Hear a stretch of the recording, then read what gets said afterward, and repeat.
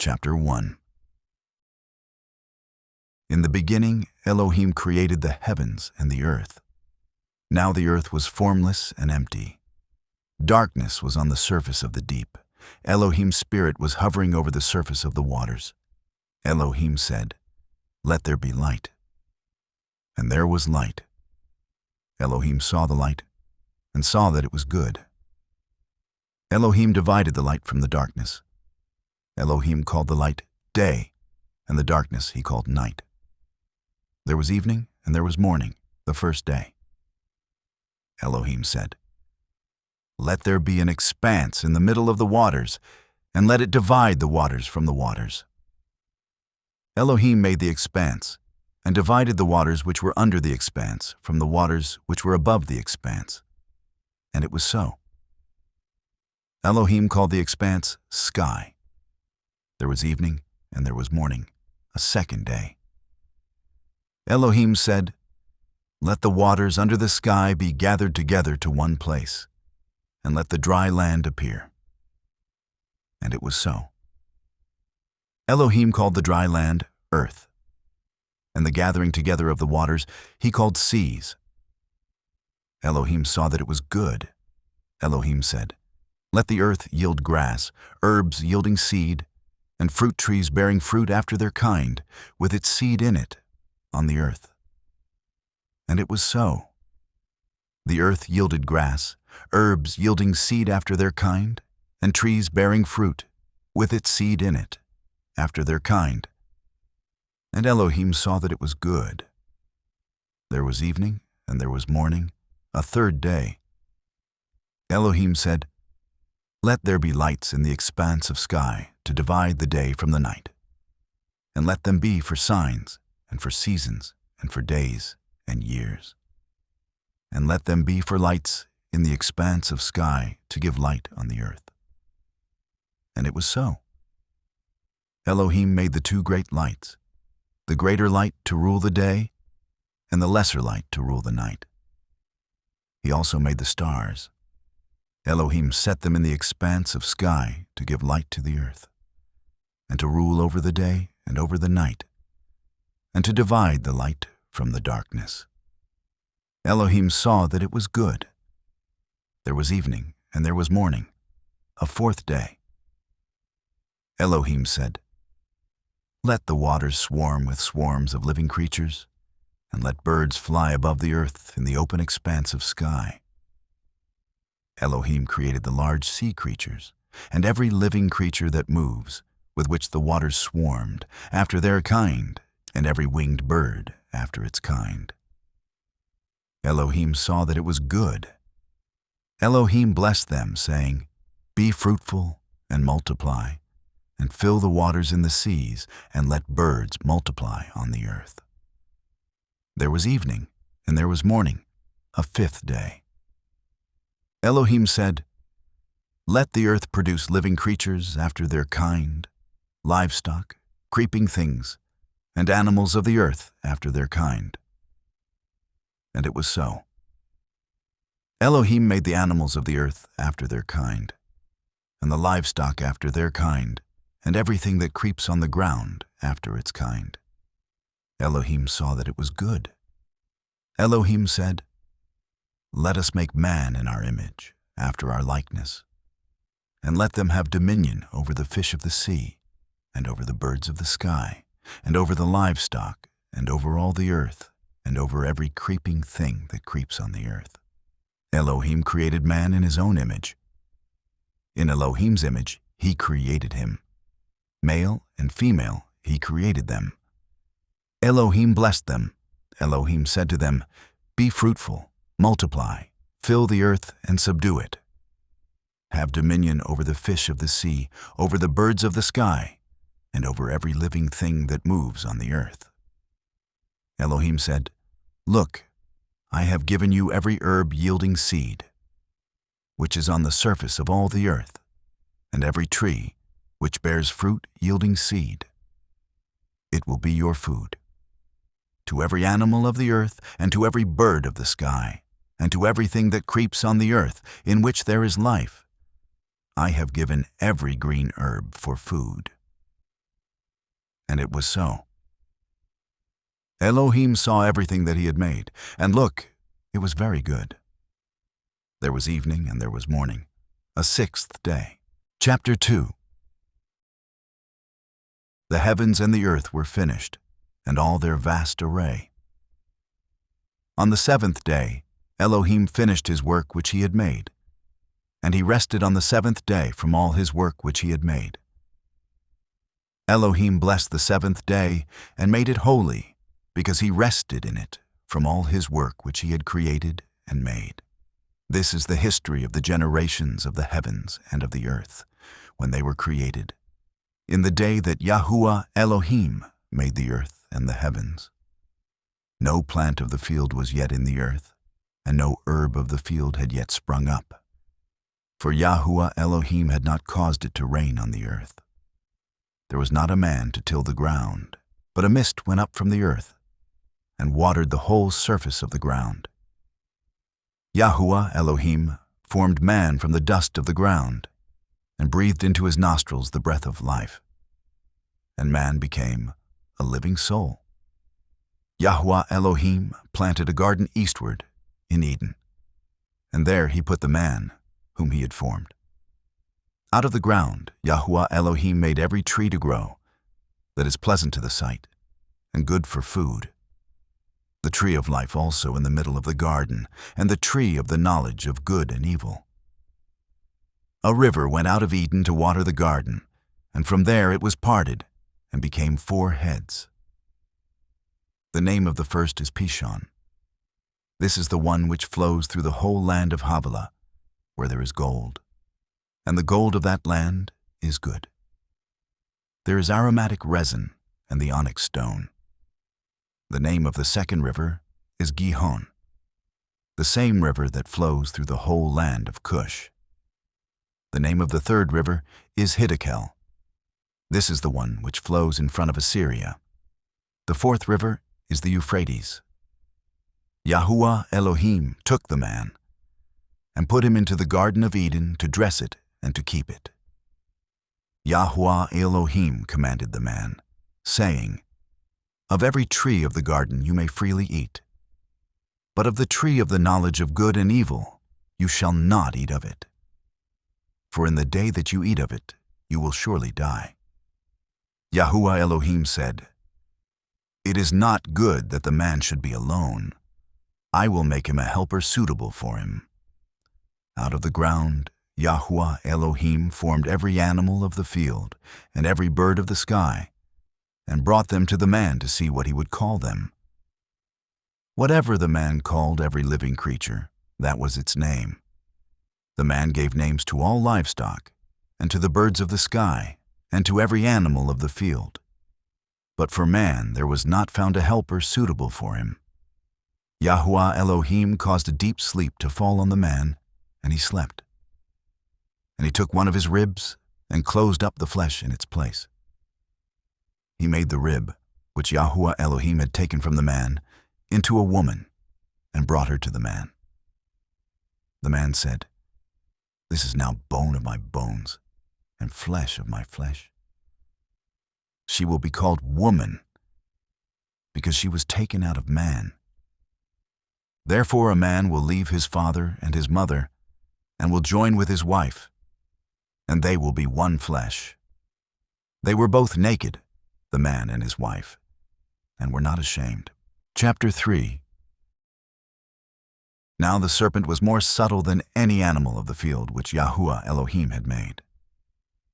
He said to the woman, "Has Elohim really said, 'You shall not eat of any tree of the garden'?"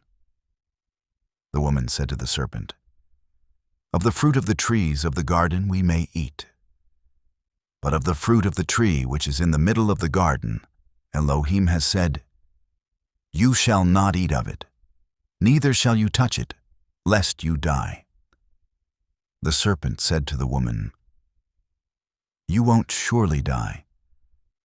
For Elohim knows that in the day you eat it, your eyes will be opened, and you will be like Elohim, knowing good and evil." When the woman saw that the tree was good for food, and that it was a delight to the eyes, and that the tree was to be desired to make one wise, She took of its fruit and ate.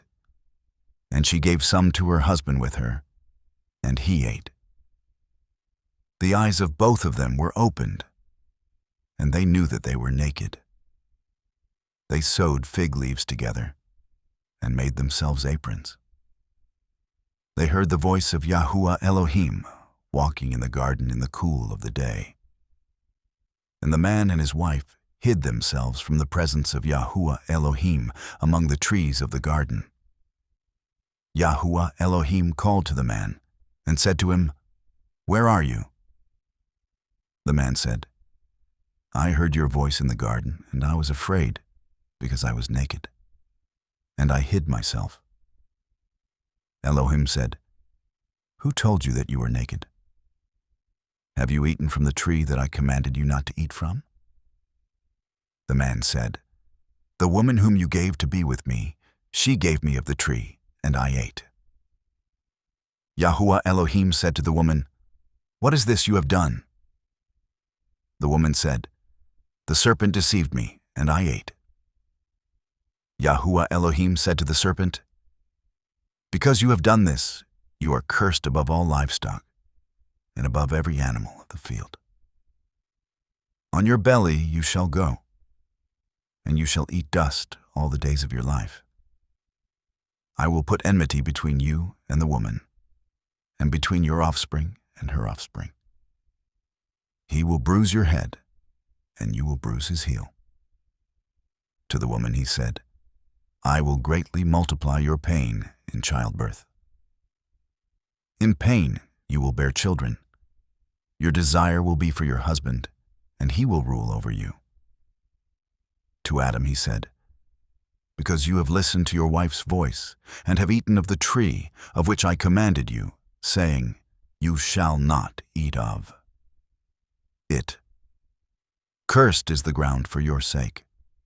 In toil you will eat of it all the days of your life. It will yield thorns and thistles to you, and you will eat the herb of the field. By the sweat of your face will you eat bread until you return to the ground. For out of it you were taken. For you are dust, and to dust you shall return." And the man called his wife Eve, because she was the mother of all living. Yahuah Elohim made coats of skins for Adam and for his wife, and clothed them. Yahuah Elohim said, "Look, the man has become like one of us, knowing good and evil. Now, lest he reach out his hand, and also take of the tree of life, and eat, and live forever." Therefore Yahuah Elohim sent him out from the Garden of Eden, to till the ground from which he was taken. So he drove out the man. And he placed cherubs at the east of the Garden of Eden, and the flame of a sword which turned every way, to guard the way to the tree of life. Chapter 4. The man knew Eve, his wife.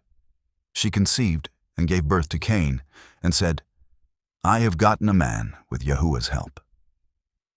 Again she gave birth to Cain's brother Abel. Abel was a keeper of sheep, but Cain was a tiller of the ground. As time passed, it happened that Cain brought an offering to Yahuah from the fruit of the ground. Abel also brought some of the firstborn of his flock and of its fat. Yahuah respected Abel and his offering, but he didn't respect Cain and his offering. Cain was very angry, and the expression on his face fell. Yahuah said to Cain, "Why are you angry? Why has the expression of your face fallen? If you do well, will it not be lifted up? If you don't do well, sin crouches at the door. Its desire is for you, but you are to rule over it." Cain said to Abel, his brother, "Let's go into the field." It happened when they were in the field that Cain rose up against Abel, his brother, and killed him. Yahuah said to Cain, "Where is Abel, your brother?" He said, "I don't know." "Am I my brother's keeper?" Yahuah said, "What have you done?" "The voice of your brother's blood cries to me from the ground. Now you are cursed because of the ground, which has opened its mouth to receive your brother's blood from your hand. From now on, when you till the ground, it won't yield its strength to you. You shall be a fugitive and a wanderer in the earth. Cain said to Yahuah, "My punishment is greater than I can bear.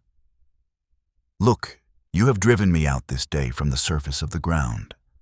I will be hidden from your face, and I will be a fugitive and a wanderer in the earth. It will happen that whoever finds me will kill me." Yahuah said to him, "Therefore whoever slays Cain, vengeance will be taken on him sevenfold." Yahuah appointed a sign for Cain, lest any finding him should strike him. Cain went out from Yahuah's presence and lived in the land of Nod, east of Eden. Cain knew his wife. She conceived and gave birth to Enoch. He built a city and called the name of the city after the name of his son, Enoch. To Enoch was born Irad. Irad became the father of Mehujael. Mehujael became the father of Methushael. Methushael became the father of Lamech. Lamech took 2 wives. The name of the one was Ada, and the name of the other Zillah. Ada gave birth to Jabal, who was the father of those who dwell in tents and have livestock. His brother's name was Jubal, who was the father of all who handle the harp and pipe. Zillah also gave birth to Tubal-Cain, the forger of every cutting instrument of brass and iron. Tubal-Cain's sister was Naamah.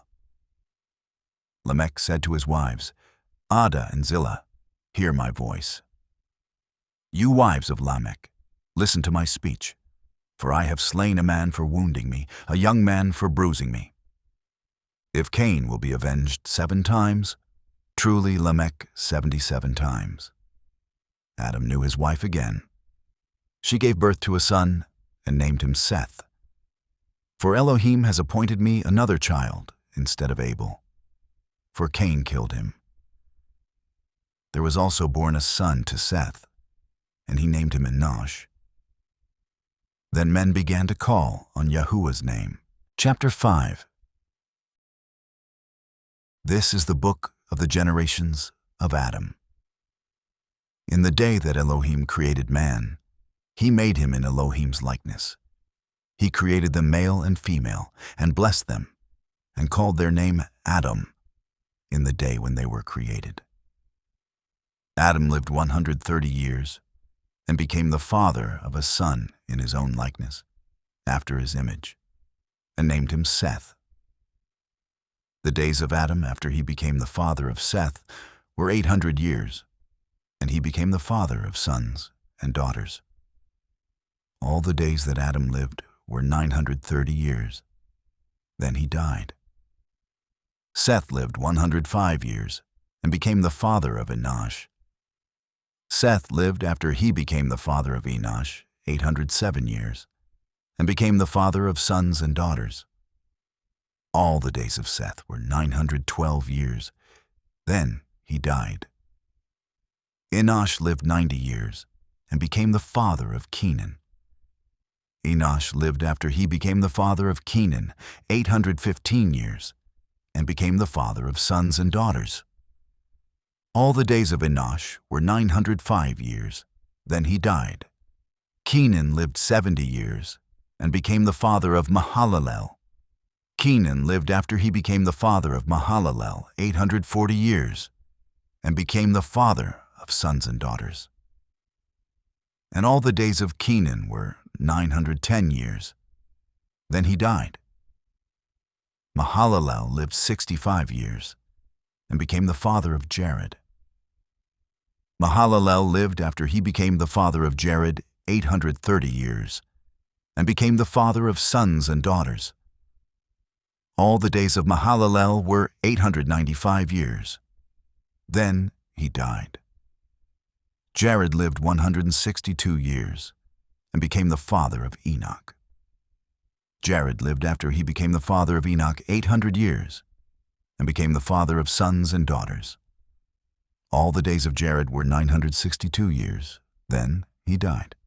Enoch lived 65 years, and became the father of Methuselah. Enoch walked with Elohim after he became the father of Methuselah 300 years and became the father of sons and daughters. All the days of Enoch were 365 years.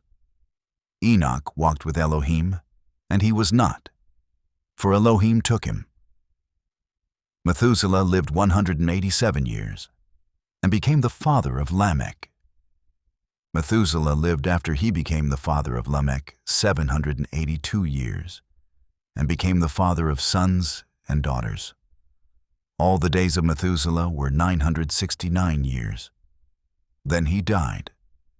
Lamech lived 182 years and became the father of a son, and he named him Noah, saying, "This same will comfort us in our work and in the toil of our hands, because of the ground which Yahuah has cursed." Lamech lived after he became the father of Noah 595 years and became the father of sons and daughters. All the days of Lamech were 777 years. Then he died. Noah was 500 years old, and Noah became the father of Shem, Ham, and Japheth. Chapter 6. It happened, when men began to multiply on the surface of the ground, and daughters were born to them, that Elohim's sons saw that men's daughters were beautiful, and they took for themselves wives of all that they chose. Yahuah said, "My spirit will not strive with man forever, because he also is flesh. Yet will his days be 120 years. The Nephilim were in the earth in those days, and also after that, when Elohim's sons came into men's daughters. They bore children to them. Those were the mighty men who were of old, men of renown. Yahuah saw that the wickedness of man was great in the earth, and that every imagination of the thoughts of his heart was only evil continually. Yahuah was sorry that he had made man on the earth, and it grieved him in his heart. Yahuah said, "I will destroy man whom I have created from the surface of the ground, man, along with animals, creeping things, and birds of the sky. For I am sorry that I have made them." But Noah found favor in Yahuah's eyes. This is the history of the generations of Noah. Noah was a righteous man, blameless among the people of his time. Noah walked with Elohim. Noah became the father of 3 sons, Shem, Ham, and Japheth. The earth was corrupt before Elohim, and the earth was filled with violence. Elohim saw the earth, and saw that it was corrupt, for all flesh had corrupted their way on the earth. Elohim said to Noah, "The end of all flesh has come before me, for the earth is filled with violence through them. Look, I will destroy them with the earth. Make a ship of gopher wood. You shall make rooms in the ship, and shall seal it inside and outside with pitch. This is how you shall make it. The length of the ship will be 300 cubits, its breadth 50 cubits, and its height 30 cubits. You shall make a roof in the ship, and you shall finish it to a cubit upward. You shall set the door of the ship in its side. You shall make it with lower, second, and third levels. I, even I, do bring the flood of waters on this earth, to destroy all flesh, having the breath of life from under the sky. Everything that is in the earth will die. But I will establish my covenant with you. You shall come into the ship, you, your sons, your wife, and your sons' wives with you. Of every living thing of all flesh, you shall bring 2 of every sort into the ship, to keep them alive with you. They shall be male and female, of the birds after their kind, of the livestock after their kind, of every creeping thing of the ground after its kind. 2 of every sort shall come to you, to keep them alive. Take with you of all food that is eaten, and gather it to yourself, and it will be for food for you and for them. Thus Noah did. According to all that Elohim commanded him, so he did. Chapter 7. Yahuah said to Noah, "Come with all of your household into the ship, for I have seen your righteousness before me in this generation. You shall take 7 pairs of every clean animal with you, the male and his female. Of the animals that are not clean, take 2, the male and his female. Also of the birds of the sky, 7 and 7, male and female, to keep seed alive on the surface of all the earth. In 7 days I will cause it to rain on the earth for 40 days and 40 nights. Every living thing that I have made, I will destroy from the surface of the ground." Noah did everything that Yahuah commanded him. Noah was 600 years old when the flood of waters came on the earth. Noah went into the ship with his sons, his wife, and his sons' wives, because of the waters of the flood. Clean animals, animals that are not clean, birds, and everything that creeps on the ground, went by pairs to Noah into the ship, male and female, as Elohim commanded Noah. It happened after the 7 days that the waters of the flood came on the earth. In the 600th year of Noah's life, in the 2nd month, on the 17th day of the month, on the same day, all the fountains of the great deep were burst open, and the sky's windows were opened. The rain was on the earth 40 days and 40 nights. In the same day, Noah and Shem, Ham, and Japheth, the sons of Noah and Noah's wife, and the 3 wives of his sons with them, entered into the ship. They and every animal after its kind, all the livestock after their kind, every creeping thing that creeps on the earth after its kind, and every bird after its kind, every bird of every sort. They went to Noah into the ship, by pairs of all flesh, with the breath of life in them. Those who went in male and female of all flesh, as Elohim commanded him, and Yahuah shut him in. The flood was 40 days on the earth. The waters increased and lifted up the ship, and it was lifted up above the earth. The waters prevailed and increased greatly on the earth, and the ship floated on the surface of the waters. The waters prevailed exceedingly on the earth. All the high mountains that were under the whole sky were covered. The waters prevailed 15 cubits upward, and the mountains were covered. All flesh died that moved on the earth, including birds, livestock, animals, every creeping thing that creeps on the earth, and every man, all in whose nostrils was the breath of the Spirit of life, of all that was on the dry land, died. Every living thing was destroyed that was on the surface of the ground, including man, livestock, creeping things, and birds of the sky. They were destroyed from the earth. Only Noah was left, and those who were with him in the ship. The waters prevailed on the earth 150 days. Chapter 8. Elohim remembered Noah, all the animals, and all the livestock that were with him in the ship. And Elohim made a wind to pass over the earth. The waters subsided. The deep's fountains and the sky's windows were also stopped, and the rain from the sky was restrained. The waters receded from the earth continually. After the end of 150 days, the waters decreased. The ship rested in the 7th month, on the 17th day of the month, on Ararat's mountains. The waters receded continually until the 10th month. In the 10th month, on the 1st day of the month, the tops of the mountains were seen. It happened at the end of 40 days that Noah opened the window of the ship which he had made, and he sent out a raven. It went back and forth until the waters were dried up from the earth. He sent out a dove from him to see if the waters were abated from the surface of the ground. But the dove found no place to rest her foot, and she returned to him into the ship.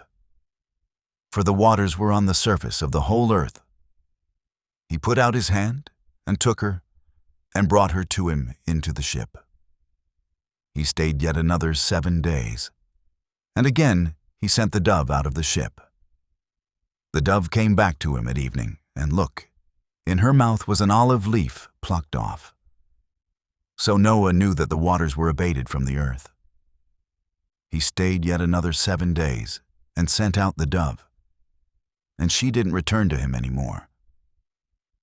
It happened in the 601st year, in the first month, the first day of the month, the waters were dried up from the earth.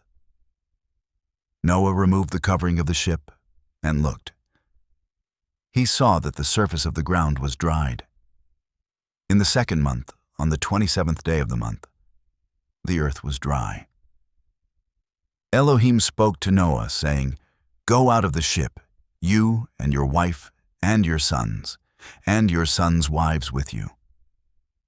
Bring out with you every living thing that is with you of all flesh, including birds, livestock, and every creeping thing that creeps on the earth, that they may breed abundantly in the earth and be fruitful and multiply on the earth." Noah went out with his sons, his wife, and his sons' wives with him. Every animal, every creeping thing, and every bird, whatever moves on the earth, after their families, went out of the ship. Noah built an altar to Yahuah, and took of every clean animal and of every clean bird, and offered burnt offerings on the altar. Yahuah smelled the pleasant aroma. Yahuah said in his heart, "I will not again curse the ground any more for man's sake, because the imagination of man's heart is evil from his youth. Neither will I ever again strike everything living as I have done.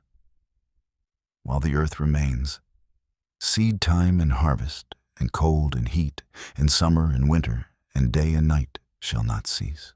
Chapter 9. Elohim blessed Noah and his sons, and said to them, "Be fruitful, and multiply, and replenish the earth. The fear of you and the dread of you will be on every animal of the earth, and on every bird of the sky, everything that the ground teems with, and all the fish of the sea are delivered into your hand. Every moving thing that lives will be food for you. As the green herb, I have given everything to you. But flesh with its life, its blood, you shall not eat. I will surely require your blood of your lives. At the hand of every animal I will require it. At the hand of man, even at the hand of every man's brother, I will require the life of man. Whoever sheds man's blood, his blood will be shed by man. For Elohim made man in his own image. Be fruitful and multiply. Increase abundantly in the earth, and multiply in it." Elohim spoke to Noah and to his sons with him, saying, "As for me, look, I establish my covenant with you, and with your offspring after you, and with every living creature that is with you, the birds, the livestock, and every animal of the earth with you, of all that go out of the ship, even every animal of the earth. I will establish my covenant with you. All flesh will not be cut off any more by the waters of the flood, neither will there ever again be a flood to destroy the earth." Elohim said, "This is the token of the covenant which I make between me and you and every living creature that is with you for perpetual generations. I set my rainbow in the cloud, and it will be for a sign of a covenant between me and the earth. It will happen when I bring a cloud over the earth, that the rainbow will be seen in the cloud, and I will remember my covenant, which is between me and the earth and you and every living creature of all flesh, and the waters will no more become a flood to destroy all flesh. The rainbow will be in the cloud. I will look at it, that I may remember the everlasting covenant between Elohim and every living creature of all flesh that is on the earth." Elohim said to Noah, "This is the token of the covenant which I have established between me and all flesh that is on the earth. The sons of Noah who went out from the ship were Shem, Ham, and Japheth. Ham is the father of Canaan. These three were the sons of Noah, and from these the whole earth was populated. Noah began to be a farmer and planted a vineyard. He drank of the wine and got drunk. He was uncovered within his tent. Ham, the father of Canaan, saw the nakedness of his father and told his two brothers outside. Shem and Japheth took a garment and laid it on both their shoulders, went in backwards, and covered the nakedness of their father. Their faces were backwards, and they didn't see their father's nakedness. Noah awoke from his wine and knew what his youngest son had done to him. He said, "Canaan is cursed. He will be servant of servants to his brothers." He said, "Blessed be Yahuah, the Elohim of Shem. Let Canaan be his servant. May Elohim enlarge Japheth. Let him dwell in the tents of Shem. Let Canaan be his servant." Noah lived 350 years after the flood. All the days of Noah were 950 years. Then he died. Chapter 10. Now this is the history of the generations of the sons of Noah and of Shem, Ham, and Japheth. Sons were born to them after the flood. The sons of Japheth: Gomer, Magog, Madai, Javan, Tubal, Meshech, and Tiras. The sons of Gomer: Ashkenaz, Riphath, and Togarmah. The sons of Javan: Elisha, Tarshish, Kittim, and Dodanim. Of these were the islands of the nations divided in their lands, everyone after his language, after their families, in their nations. The sons of Ham: Cush, Mizraim, Put, and Canaan. The sons of Cush: Seba, Havilah, Sabta, Ramah, and Sabteka. The sons of Ramah: Sheba and Dedan. Cush became the father of Nimrod. He began to be a mighty one in the earth. He was a mighty hunter before Yahuah. Therefore it is said, like Nimrod, a mighty hunter before Yahuah. The beginning of his kingdom was Babel, Erech, Akkad, and Calneh, in the land of Shinar. Out of that land he went into Assyria, and built Nineveh, Rehoboth-ir, Calah, and Resen between Nineveh and Calah, which is the great city. Mizraim became the father of Ludim, Anamim, Lehabim, Naphtuhim, Pathrusim, Casluhim, which the Philistines descended from, and Caphtorim. Canaan became the father of Sidon, his firstborn, Heth, the Jebusite, the Amorite, the Girgashite, the Hivite, the Archite, the Sinite, the Arvadite, the Zemarite, and the Hamathite. Afterward the families of the Canaanites were spread abroad. The border of the Canaanites was from Sidon, as you go toward Gerar, to Gaza, as you go toward Sodom, Gomorrah, Admah, and Zeboim, to Lasha. These are the sons of Ham, after their families, after their languages, in their lands, in their nations. To Shem, the father of all the children of Eber, the elder brother of Japheth. To him also were children born. The sons of Shem: Elam, Ashur, Arpachshad, Lud, and Aram. The sons of Aram: Uz, Hul, Gether, and Mash. Arpachshad became the father of Shelah. Shelah became the father of Eber. To Eber were born two sons. The name of the one was Peleg, for in his days the earth was divided. His brother's name was Joktan. Joktan became the father of Almodad, Shelef, Hazarmaveth, Jerah, Hadoram, Uzal, Dikla, Obal, Abimael, Sheba, Ophir, Havilah, and Jobab. All these were the sons of Joktan. Their dwelling was from Mesha, as you go toward Sephar, the mountain of the east. These are the sons of Shem, after their families, after their languages, in their lands, after their nations. These are the families of the sons of Noah, after their generations, in their nations. Of these were the nations divided in the earth after the flood. Chapter 11. The whole earth was of one language and of one speech. It happened, as they traveled east, that they found a plain in the land of Shinar, and they lived there. They said one to another, "Come, let's make bricks and burn them thoroughly." They had brick for stone, and they used tar for mortar. They said, "Come, let's build ourselves a city, and a tower whose top reaches to the sky. And let's make ourselves a name, lest we be scattered abroad on the surface of the whole earth." Yahuah came down to see the city and the tower, which the children of men built. Yahuah said, "Look, they are one people, and they have all one language, and this is what they begin to do. Now nothing will be withheld from them, which they intend to do. Come, let's go down, and there confuse their language, that they may not understand one another's speech." So Yahuah scattered them abroad from there on the surface of all the earth. They stopped building the city. Therefore its name was called Babel, because there Yahuah confused the language of all the earth. From there Yahuah scattered them abroad on the surface of all the earth. This is the history of the generations of Shem. Shem was 100 years old and became the father of Arpachshad 2 years after the flood. Shem lived 500 years after he became the father of Arpachshad and became the father of sons and daughters. Arpachshad lived 35 years and became the father of Shelah. Arpachshad lived 403 years after he became the father of Shelah and became the father of sons and daughters. Shelah lived 30 years and became the father of Eber.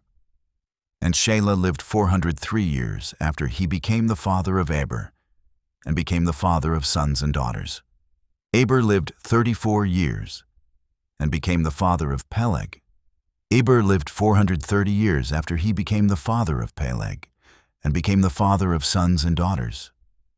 Peleg lived 30 years and became the father of Roy. Peleg lived 209 years after he became the father of Roy and became the father of sons and daughters. Ru lived 32 years and became the father of Serug. Ru lived 207 years after he became the father of Serug and became the father of sons and daughters. Serug lived 30 years and became the father of Nahor. Serug lived 200 years after he became the father of Nahor and became the father of sons and daughters. Nahor lived 29 years and became the father of Terah. Nahor lived 119 years after he became the father of Terah and became the father of sons and daughters. Terah lived 70 years and became the father of Abram, Nahor, and Haran. Now this is the history of the generations of Terah. Terah became the father of Abram, Nahor, and Haran. Haran became the father of Lot. Haran died before his father Terah in the land of his birth, in Ur of the Chaldees. Abram and Nahor took wives. The name of Abram's wife was Sarai, and the name of Nahor's wife, Milcah, the daughter of Haran, who was also the father of Iscah. Sarai was barren. She had no child. Terah took Abram his son, Lot the son of Haran, his son's son, and Sarai his daughter-in-law, his son Abram's wife. They went from Ur of the Chaldees to go into the land of Canaan. They came to Haran and lived there. The days of Terah were 205 years. Terah died in Haran. Chapter 12. Now Yahuah said to Abram, "Get out of your country, and from your relatives, and from your father's house, to the land that I will show you. I will make of you a great nation. I will bless you and make your name great. You will be a blessing. I will bless those who bless you, and I will curse him who curses you. All of the families of the earth will be blessed in you." So Abram went, as Yahuah had spoken to him. Lot went with him. Abram was 75 years old when he departed out of Haran. Abram took Sarai his wife, Lot his brother's son, all their substance that they had gathered, and the souls whom they had gotten in Haran. And they went to go into the land of Canaan. Into the land of Canaan they came. Abram passed through the land to the place of Shechem, to the oak of Moreh. The Canaanite was then in the land. Yahuah appeared to Abram and said, I will give this land to your seed. He built an altar there to Yahuah, who appeared to him. He left from there to the mountain on the east of Bethel, and pitched his tent, having Bethel on the west and Ai on the east. There he built an altar to Yahuah and called on the name of Yahuah. Abram traveled, going on still toward the south. There was a famine in the land. Abram went down into Egypt to live as a foreigner there, for the famine was severe in the land. It happened, when he had come near to enter Egypt, that he said to Sarai, his wife, See now, I know that you are a beautiful woman to look at. It will happen, when the Egyptians will see you, that they will say, This is his wife. They will kill me, but they will save you alive. Please say that you are my sister, that it may be well with me for your sake, and that my soul may live because of you. It happened that when Abram had come into Egypt, the Egyptians saw that the woman was very beautiful. The princes of Pharaoh saw her and praised her to Pharaoh, and the woman was taken into Pharaoh's house. He dealt well with Abram for her sake. He had sheep, cattle, male donkeys, male servants, female donkeys, and camels. Yahuah plagued Pharaoh and his house with great plagues because of Sarai, Abram's wife. Pharaoh called Abram and said, What is this that you have done to me? Why didn't you tell me that she was your wife? Why did you say, She is my sister, so that I took her to be my wife? Now therefore see your wife, take her, and go your way. Pharaoh commanded men concerning him, and they brought him on the way with his wife and all that he had. Chapter 13. Abram went up out of Egypt, he, his wife, all that he had, and Lot with him, into the south. Abram was very rich in livestock, in silver, and in gold. He went on his journeys from the south even to Bethel, to the place where his tent had been at the beginning, between Bethel and Ai, to the place of the altar, which he had made there at the first. There Abram called on the name of Yahuah. Lot also, who went with Abram, had flocks and herds and tents. The land was not able to bear them, that they might live together. For their substance was great, so that they could not live together. There was a strife between the herdsmen of Abram's livestock and the herdsmen of Lot's livestock. And the Canaanite and the Perizzite lived in the land at that time. Abram said to Lot, Please, let there be no strife between me and you, and between my herdsmen and your herdsmen, for we are relatives. Isn't the whole land before you? Please separate yourself from me. If you go to the left hand, then I will go to the right. Or if you go to the right hand, then I will go to the left. Lot lifted up his eyes and saw all the plain of the Jordan, that it was well watered everywhere. Before Yahuah destroyed Sodom and Gomorrah, like the garden of Yahuah, like the land of Egypt, as you go to Zoar. So Lot chose the plain of the Jordan for himself. Lot traveled east, and they separated themselves, the one from the other. Abram lived in the land of Canaan, and Lot lived in the cities of the plain, and moved his tent as far as Sodom. Now the men of Sodom were exceedingly wicked and sinners against Yahuah. Yahuah said to Abram, after Lot was separated from him, Now, lift up your eyes, and look from the place where you are, northward and southward and eastward and westward.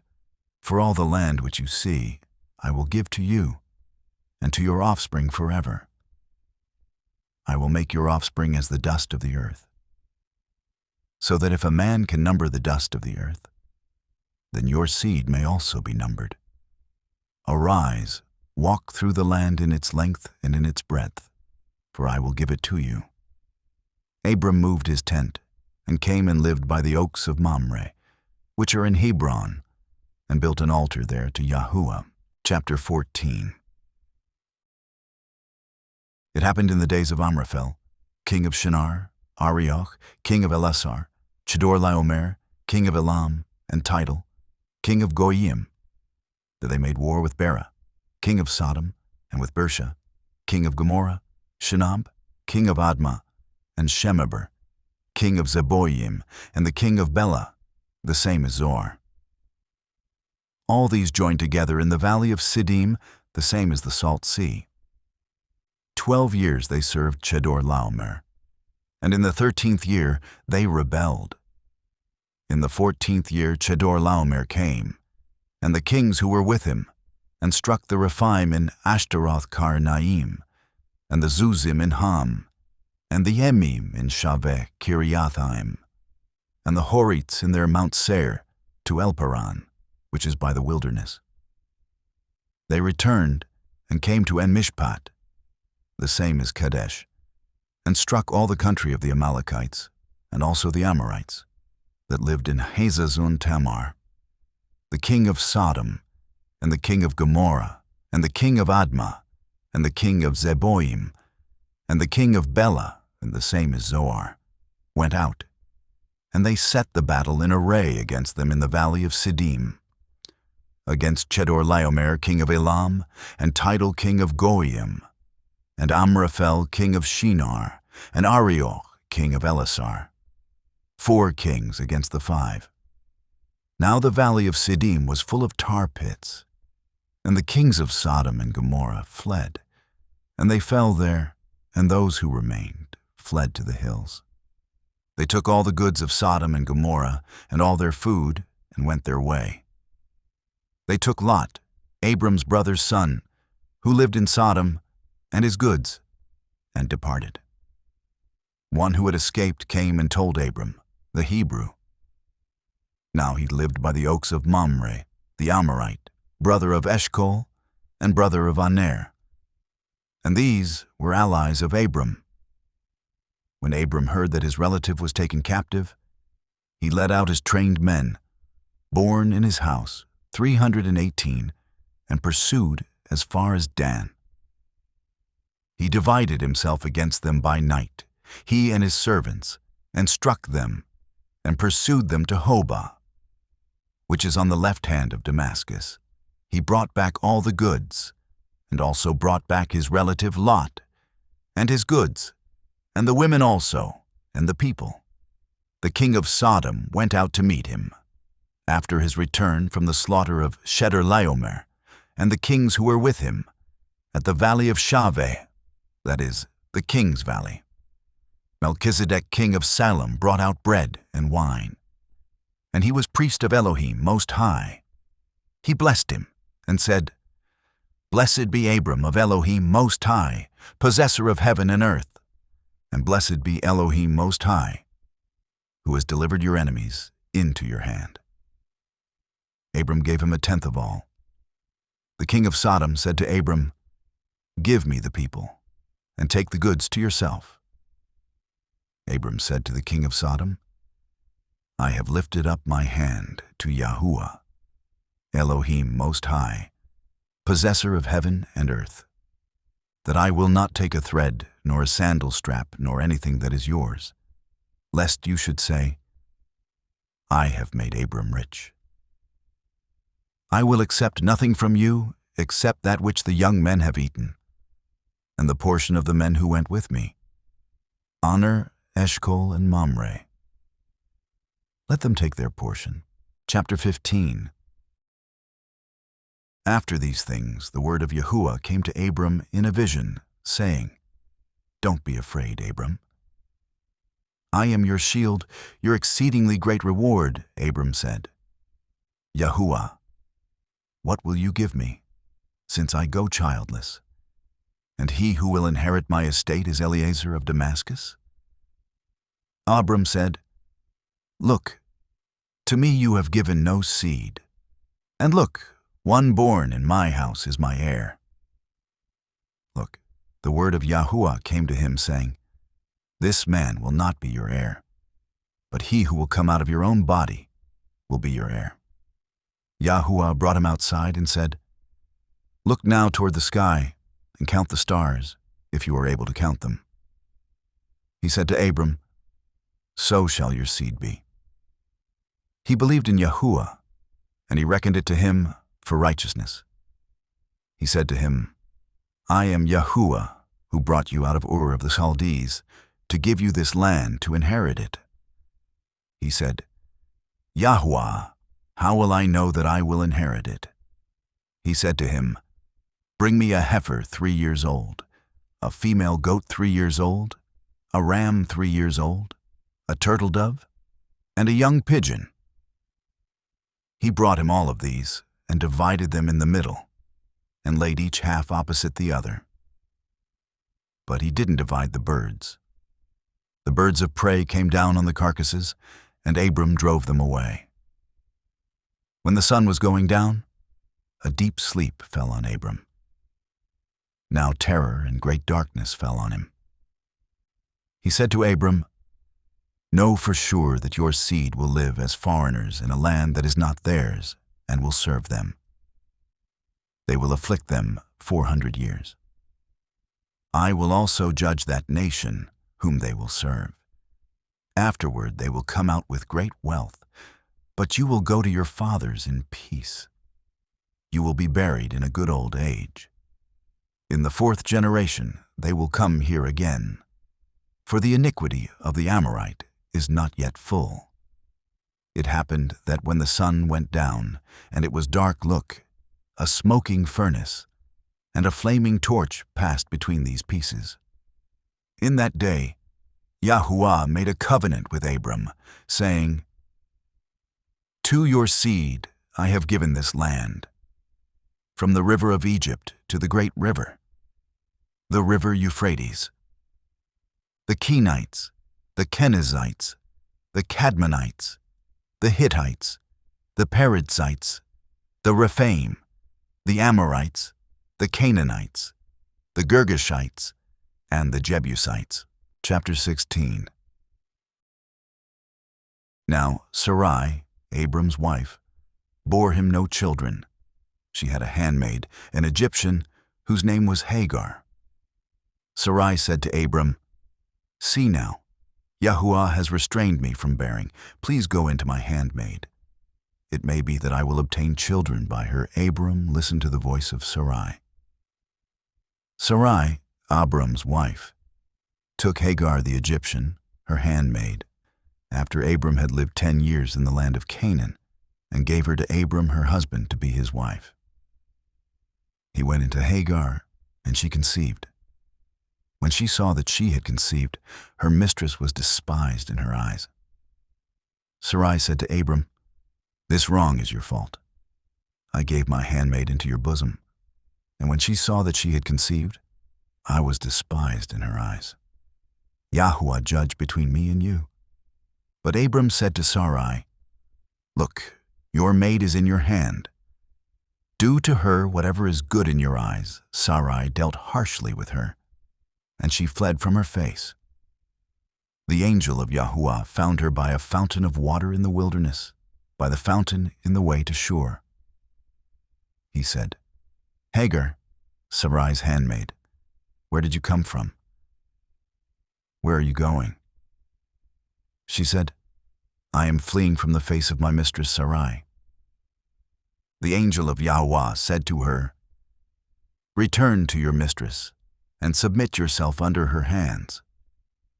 The angel of Yahuah said to her, I will greatly multiply your seed, that they will not be numbered for multitude. The angel of Yahuah said to her, Look, you are with child, and will bear a son. You shall call his name Ishmael, because Yahuah has heard your affliction. He will be like a wild donkey among men. His hand will be against every man, and every man's hand against him. He will live opposite all of his brothers. She called the name of Yahuah who spoke to her. You are a Elohim who sees.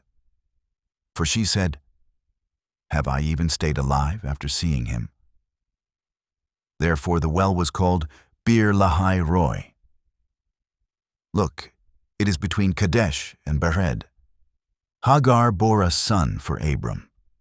Abram called the name of his son, whom Hagar bore, Ishmael. Abram was 86 years old when Hagar bore Ishmael to Abram. Chapter 17.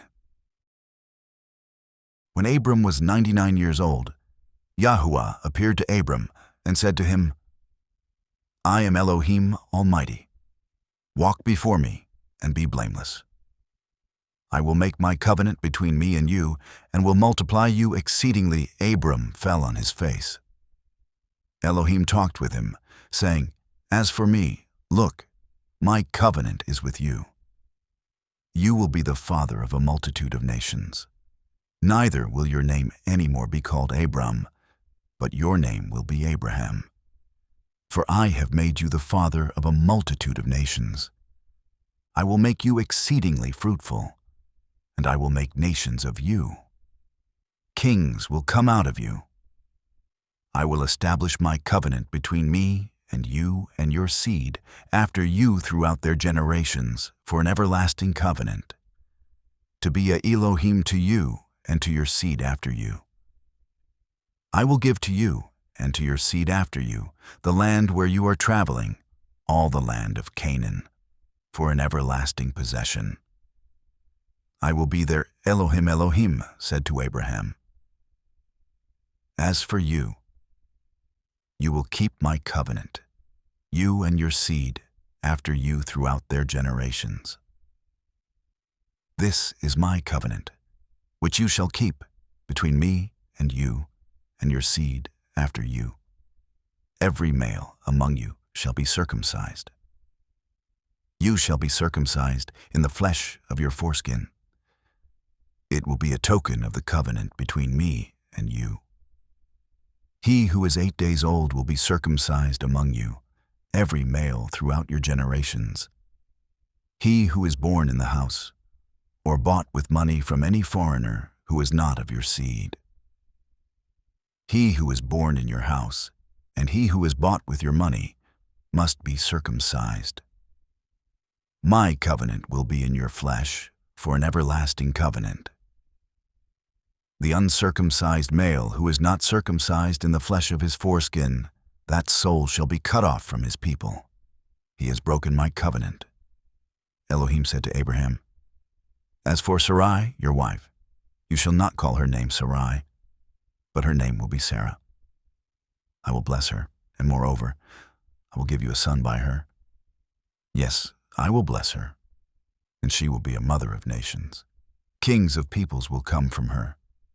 Then Abraham fell on his face and laughed, and said in his heart, Will a child be born to him who is 100 years old? Will Sarah, who is 90 years old, give birth? Abraham said to Elohim, Oh, that Ishmael might live before you. Elohim said, No, but Sarah, your wife, will bear you a son. You shall call his name Isaac. I will establish my covenant with him for an everlasting covenant for his seed after him. As for Ishmael, I have heard you. Look, I have blessed him, and will make him fruitful, and will multiply him exceedingly. He will become the father of 12 princes, and I will make him a great nation. But my covenant I establish with Isaac, whom Sarah will bear to you at this set time next year. When he finished talking with him, Elohim went up from Abraham. Abraham took Ishmael his son, all who were born in his house, and all who were bought with his money, every male among the men of Abraham's house, and circumcised the flesh of their foreskin in the same day, as Elohim had said to him. Abraham was 99 years old when he was circumcised in the flesh of his foreskin. Ishmael, his son, was 13 years old when he was circumcised in the flesh of his foreskin. In the same day both Abraham and Ishmael, his son, were circumcised. All the men of his house, those born in the house, and those bought with money of a foreigner, were circumcised with him. Chapter 18.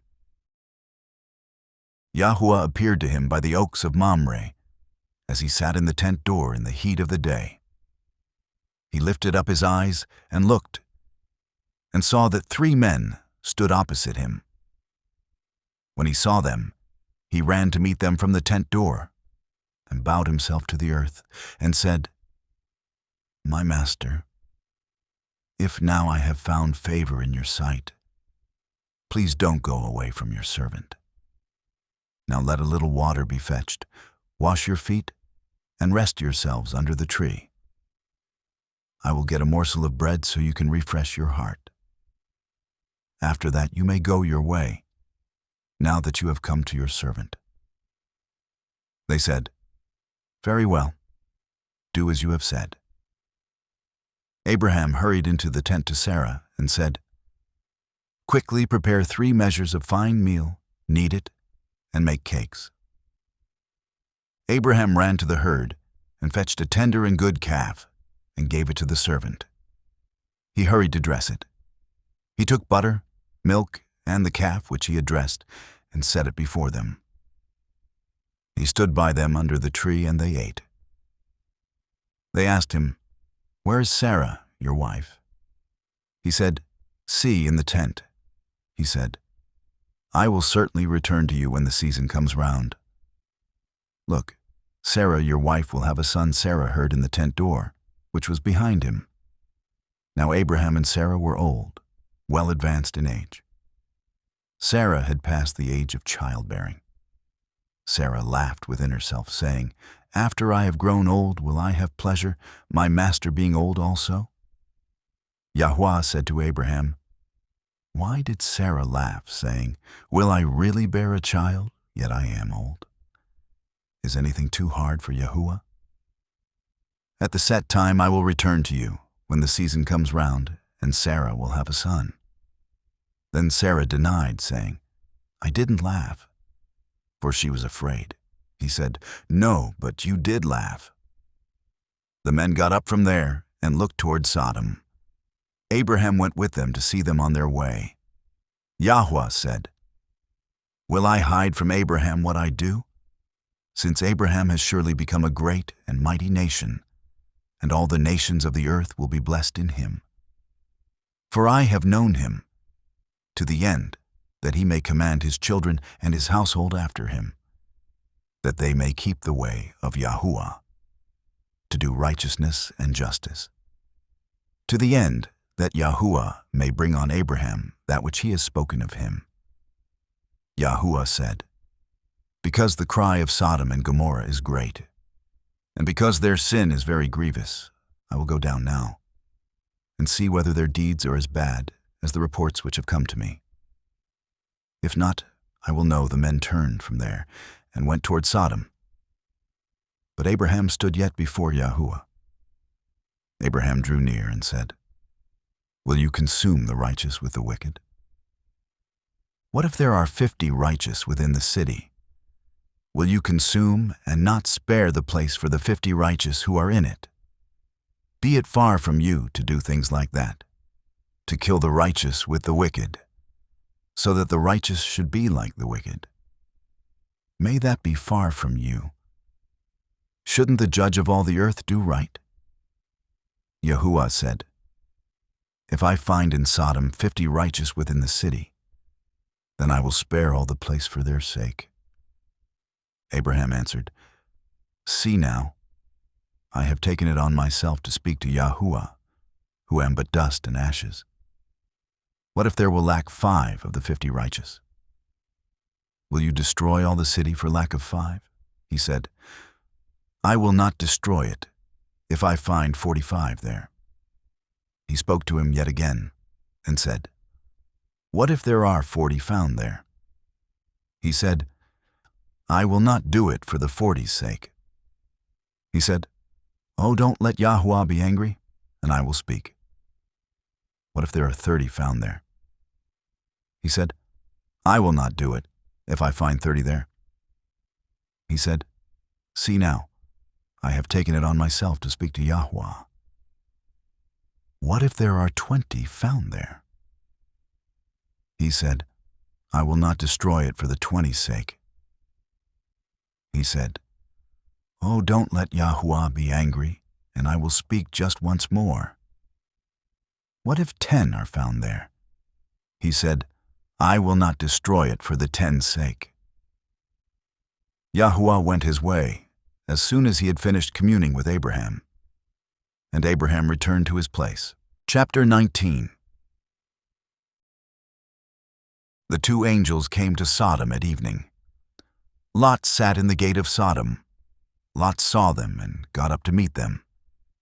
He bowed himself with his face to the earth, and he said, See now, my lords, please turn aside into your servant's house, stay all night, wash your feet, and you can rise up early and go on your way. They said, No, but we will stay in the street all night. He urged them greatly, and they came in with him and entered into his house. He made them a feast and baked unleavened bread, and they ate. But before they lay down, the men of the city, the men of Sodom, surrounded the house, both young and old, all the people from every quarter. They called to Lot and said to him, Where are the men who came into you this night? Bring them out to us, that we may have sex with them. Lot went out to them to the door, and shut the door after him.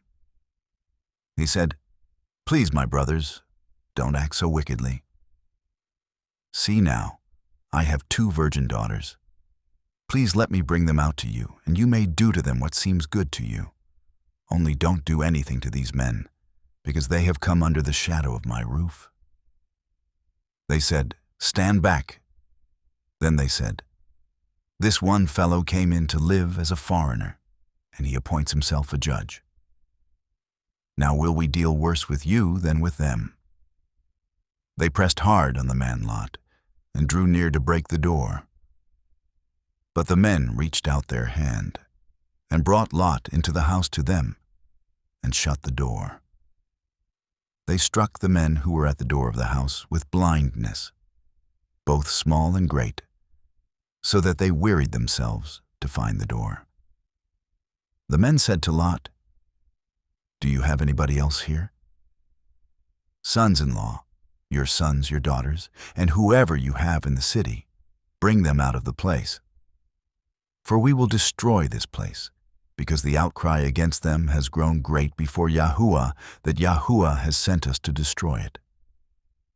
Lot went out and spoke to his sons-in-law, who were pledged to marry his daughters, and said, Get up, get out of this place, for Yahuah will destroy the city.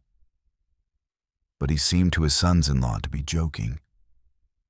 When the morning came, then the angels hurried Lot, saying, Get up, take your wife and your 2 daughters who are here, lest you be consumed in the iniquity of the city. But he lingered. And the men grabbed his hand, his wife's hand, and his 2 daughters' hands, Yahuah being merciful to him. And they took him out and set him outside of the city. It happened, when they had taken them out, that he said, Escape for your life.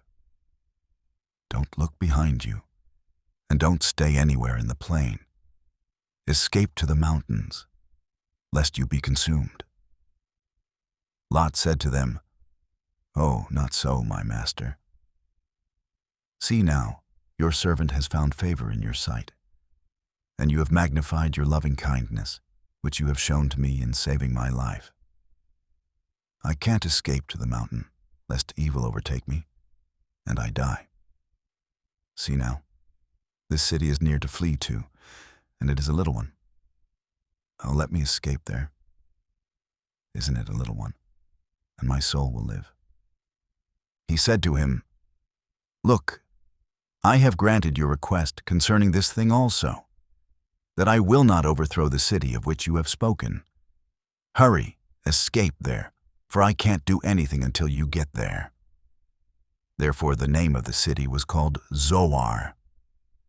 The sun had risen on the earth when Lot came to Zoar.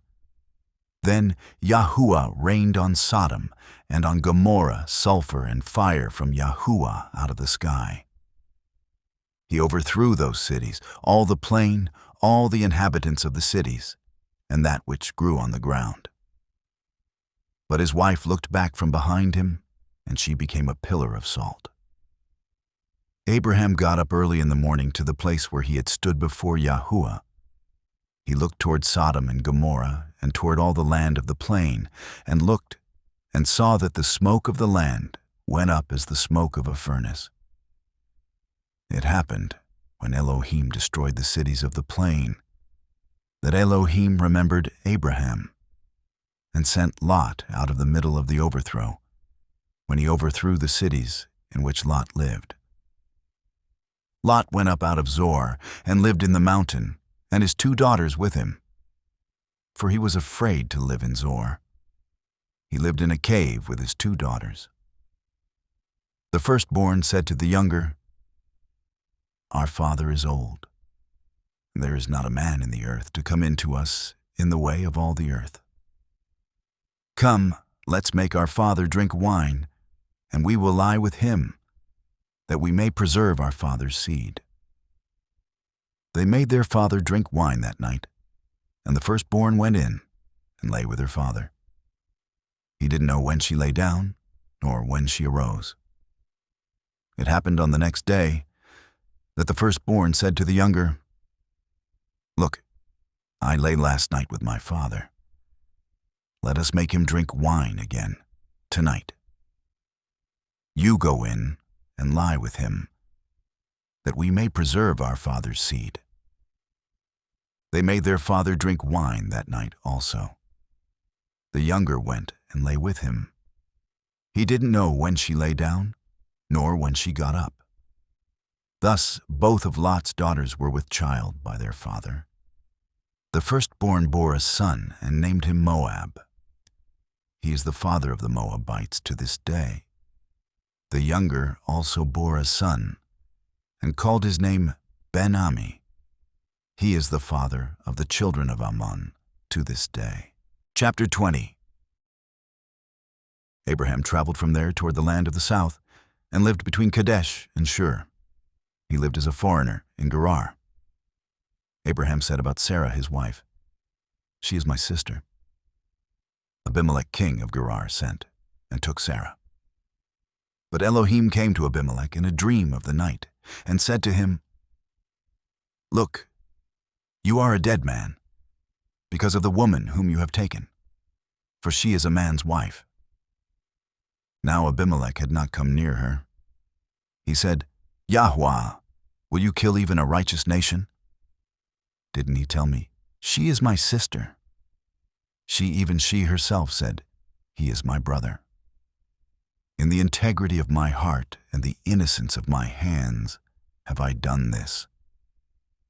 Elohim said to him in the dream, "Yes, I know that in the integrity of your heart you have done this, and I also withheld you from sinning against me. Therefore I didn't allow you to touch her. Now therefore restore the man's wife, for he is a prophet, and he will pray for you, and you will live.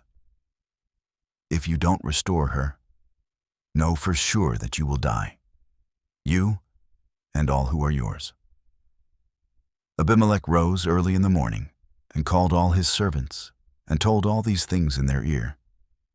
The men were very scared. Then Abimelech called Abraham, and said to him, "What have you done to us? How have I sinned against you, that you have brought on me and on my kingdom a great sin? You have done deeds to me that ought not to be done." Abimelech said to Abraham, "What did you see that you have done this thing?" Abraham said, "Because I thought, surely the fear of Elohim is not in this place. They will kill me for my wife's sake."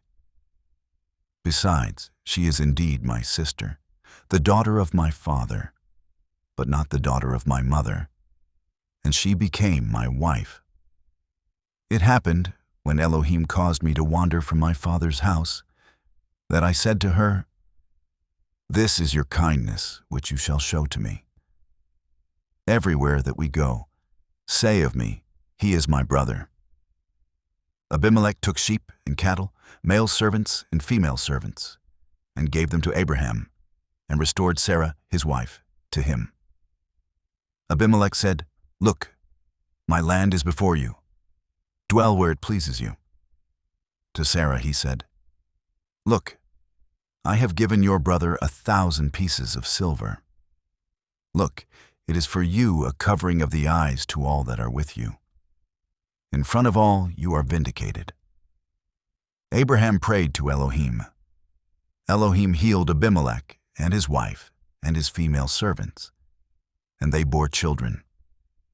For Yahuah had closed up tight all the wombs of the house of Abimelech because of Sarah, Abraham's wife. Chapter 21. Yahuah visited Sarah as he had said, and Yahuah did to Sarah as he had spoken. Sarah conceived and bore Abraham a son in his old age, at the set time of which Elohim had spoken to him. Abraham called his son who was born to him, whom Sarah bore to him, Isaac. Abraham circumcised his son, Isaac, when he was 8 days old, as Elohim had commanded him. Abraham was 100 years old when his son, Isaac, was born to him. Sarah said, "Elohim has made me laugh. Everyone who hears will laugh with me," she said. "Who would have said to Abraham that Sarah would nurse children? For I have borne him a son in his old age." The child grew and was weaned. Abraham made a great feast on the day that Isaac was weaned.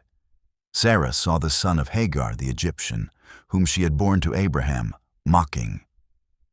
Therefore she said to Abraham, "Cast out this handmaid and her son. For the son of this handmaid will not be heir with my son, Isaac." The thing was very grievous in Abraham's sight on account of his son. Elohim said to Abraham, "Don't let it be grievous in your sight because of the boy and because of your handmaid. In all that Sarah says to you, listen to her voice. For from Isaac will your seed be called. I will also make a nation of the son of the handmaid, because he is your seed." Abraham got up early in the morning and took bread and a bottle of water and gave it to Hagar, putting it on her shoulder, and gave her the child and sent her away. She departed and wandered in the wilderness of Beersheba. The water in the bottle was spent, and she cast the child under one of the shrubs. She went and sat down opposite him, a good way off, about a bow shot away. For she said, "Don't let me see the death of the child." She sat over against him and lifted up her voice and wept. Elohim heard the voice of the boy. The angel of Elohim called to Hagar out of the sky and said to her, "What ails you, Hagar? Don't be afraid, for Elohim has heard the voice of the boy where he is. Get up, lift up the boy, and hold him in your hand, for I will make him a great nation." Elohim opened her eyes, and she saw a well of water. She went, filled the bottle with water, and gave the boy drink. Elohim was with the boy, and he grew. He lived in the wilderness and became, as he grew up, an archer. He lived in the wilderness of Paran. His mother took a wife for him out of the land of Egypt. It happened at that time that Abimelech and Phicol, the captain of his army, spoke to Abraham, saying, "Elohim is with you in all that you do. Now therefore swear to me here by Elohim, that you will not deal falsely with me, nor with my son, nor with my son's son. But according to the kindness that I have done to you, you shall do to me, and to the land in which you have lived as a foreigner." Abraham said, "I will swear Abraham complained to Abimelech because of a water well, which Abimelech's servants had violently taken away. Abimelech said, "I don't know who has done this thing. You didn't tell me, neither did I hear of it, until today." Abraham took sheep and cattle and gave them to Abimelech. Those two made a covenant. Abraham set 7 ewe lambs of the flock by themselves.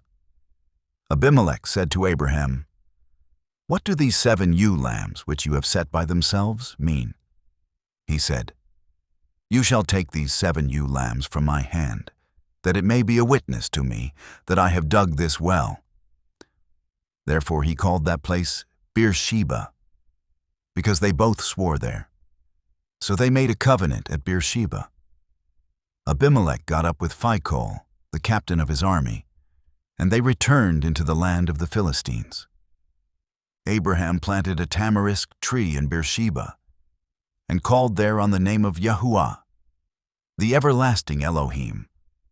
Abraham lived as a foreigner in the land of the Philistines many days. Chapter 22. It happened after these things that Elohim tested Abraham and said to him, "Abraham," he said. "Here I am." He said, "Now take your son, your only son, whom you love, even Isaac, and go into the land of Moriah. Offer him there for a burnt offering on one of the mountains, which I will tell you of." Abraham rose early in the morning and saddled his donkey and took 2 of his young men with him, and Isaac his son. He split the wood for the burnt offering and got up and went to the place of which Elohim had told him. On the 3rd day, Abraham lifted up his eyes and saw the place far off. Abraham said to his young men, "Stay here with the donkey. The boy and I will go yonder. We will worship and come back to you." Abraham took the wood of the burnt offering and laid it on Isaac his son. He took in his hand the fire and the knife. They both went together. Isaac spoke to Abraham his father and said, "My father." He said, "Here I am, my son." He said, "Here's the fire and the wood, but where is the lamb for a burnt offering?" Abraham said, "Elohim will provide himself the lamb for a burnt offering, my son." So they both went together. They came to the place which Elohim had told him of. Abraham built the altar there and laid the wood in order, bound Isaac his son, and laid him on the altar, on the wood. Abraham stretched out his hand and took the knife to kill his son. The angel of Yahuah called to him out of the sky and said, "Abraham, Abraham." He said, "Here I am." He said, "Don't lay your hand on the boy, neither do anything to him. For now I know that you fear Elohim, since you have not withheld your son, your only son, from me." Abraham lifted up his eyes and looked, and saw that behind him was a ram caught in the thicket by his horns. Abraham went and took the ram and offered him up for a burnt offering instead of his son. Abraham called the name of that place, Yahuah will provide. As it is said to this day, "On Yahuah's mountain it will be provided." The angel of Yahuah called to Abraham a 2nd time out of the sky and said, "I have sworn by myself, says Yahuah, because you have done this thing and have not withheld your son, your only son, that I will bless you greatly. And I will multiply your seed greatly like the stars of the heavens, and like the sand which is on the seashore. Your seed will possess the gate of his enemies. In your seed will all the nations of the earth be blessed, because you have obeyed my voice." So Abraham returned to his young men, and they got up and went together to Beersheba. Abraham lived at Beersheba. It happened after these things that it was told Abraham, saying, "Look, Milcah, she also has borne children to your brother Nahor, Uz his firstborn, Buz his brother, Kemuel the father of Aram, Chesed, Hazo, Pildash, Jidlaph, and Bethuel. Bethuel became the father of Rebekah. These 8 Milsah bore to Nahor, Abraham's brother. His concubine, whose name was Reumah, also bore Teba, Gaham, Tahash, and Maasha. Chapter 23. Sarah lived 127 years. This was the length of Sarah's life. Sarah died in Kiriath Arba, the same as Hebron, in the land of Canaan. Abraham came to mourn for Sarah and to weep for her. Abraham got up from before his dead and spoke to the children of Heth, saying, I am a stranger and a foreigner living with you. Give me a possession of a burying place with you, that I may bury my dead out of my sight. The children of Heth answered Abraham, saying to him, Hear us, my master. You are a prince of Elohim among us. Bury your dead in the best of our tombs. None of us will withhold from you his tomb. Bury your dead. Abraham got up and bowed himself to the people of the land, even to the children of Heth. He talked with them, saying, If it be your mind that I should bury my dead out of my sight, hear me, and entreat for me to Ephron the son of Zohar, that he may give me the cave of Machpelah, which he has, which is in the end of his field. For the full price let him give it to me among you for a possession of a burying place. Now Ephron was sitting in the middle of the children of Heth. Ephron the Hittite answered Abraham in the hearing of the children of Heth, even of all who went in at the gate of his city, saying, No, my master, hear me. I give you the field, and I give you the cave that is in it. In the presence of the children of my people I give it to you. Bury your dead. Abraham bowed himself down before the people of the land. He spoke to Ephron in the audience of the people of the land, saying, But if you will, please hear me. I will give the price of the field. Take it from me, and I will bury my dead there. Ephron answered Abraham, saying to him, My master, listen to me. What is a piece of land worth 400 shekels of silver between me and you? Therefore bury your dead. Abraham listened to Ephron. Abraham weighed to Ephron the silver which he had named in the audience of the children of Heth, 400 shekels of silver, according to the current merchant's standard.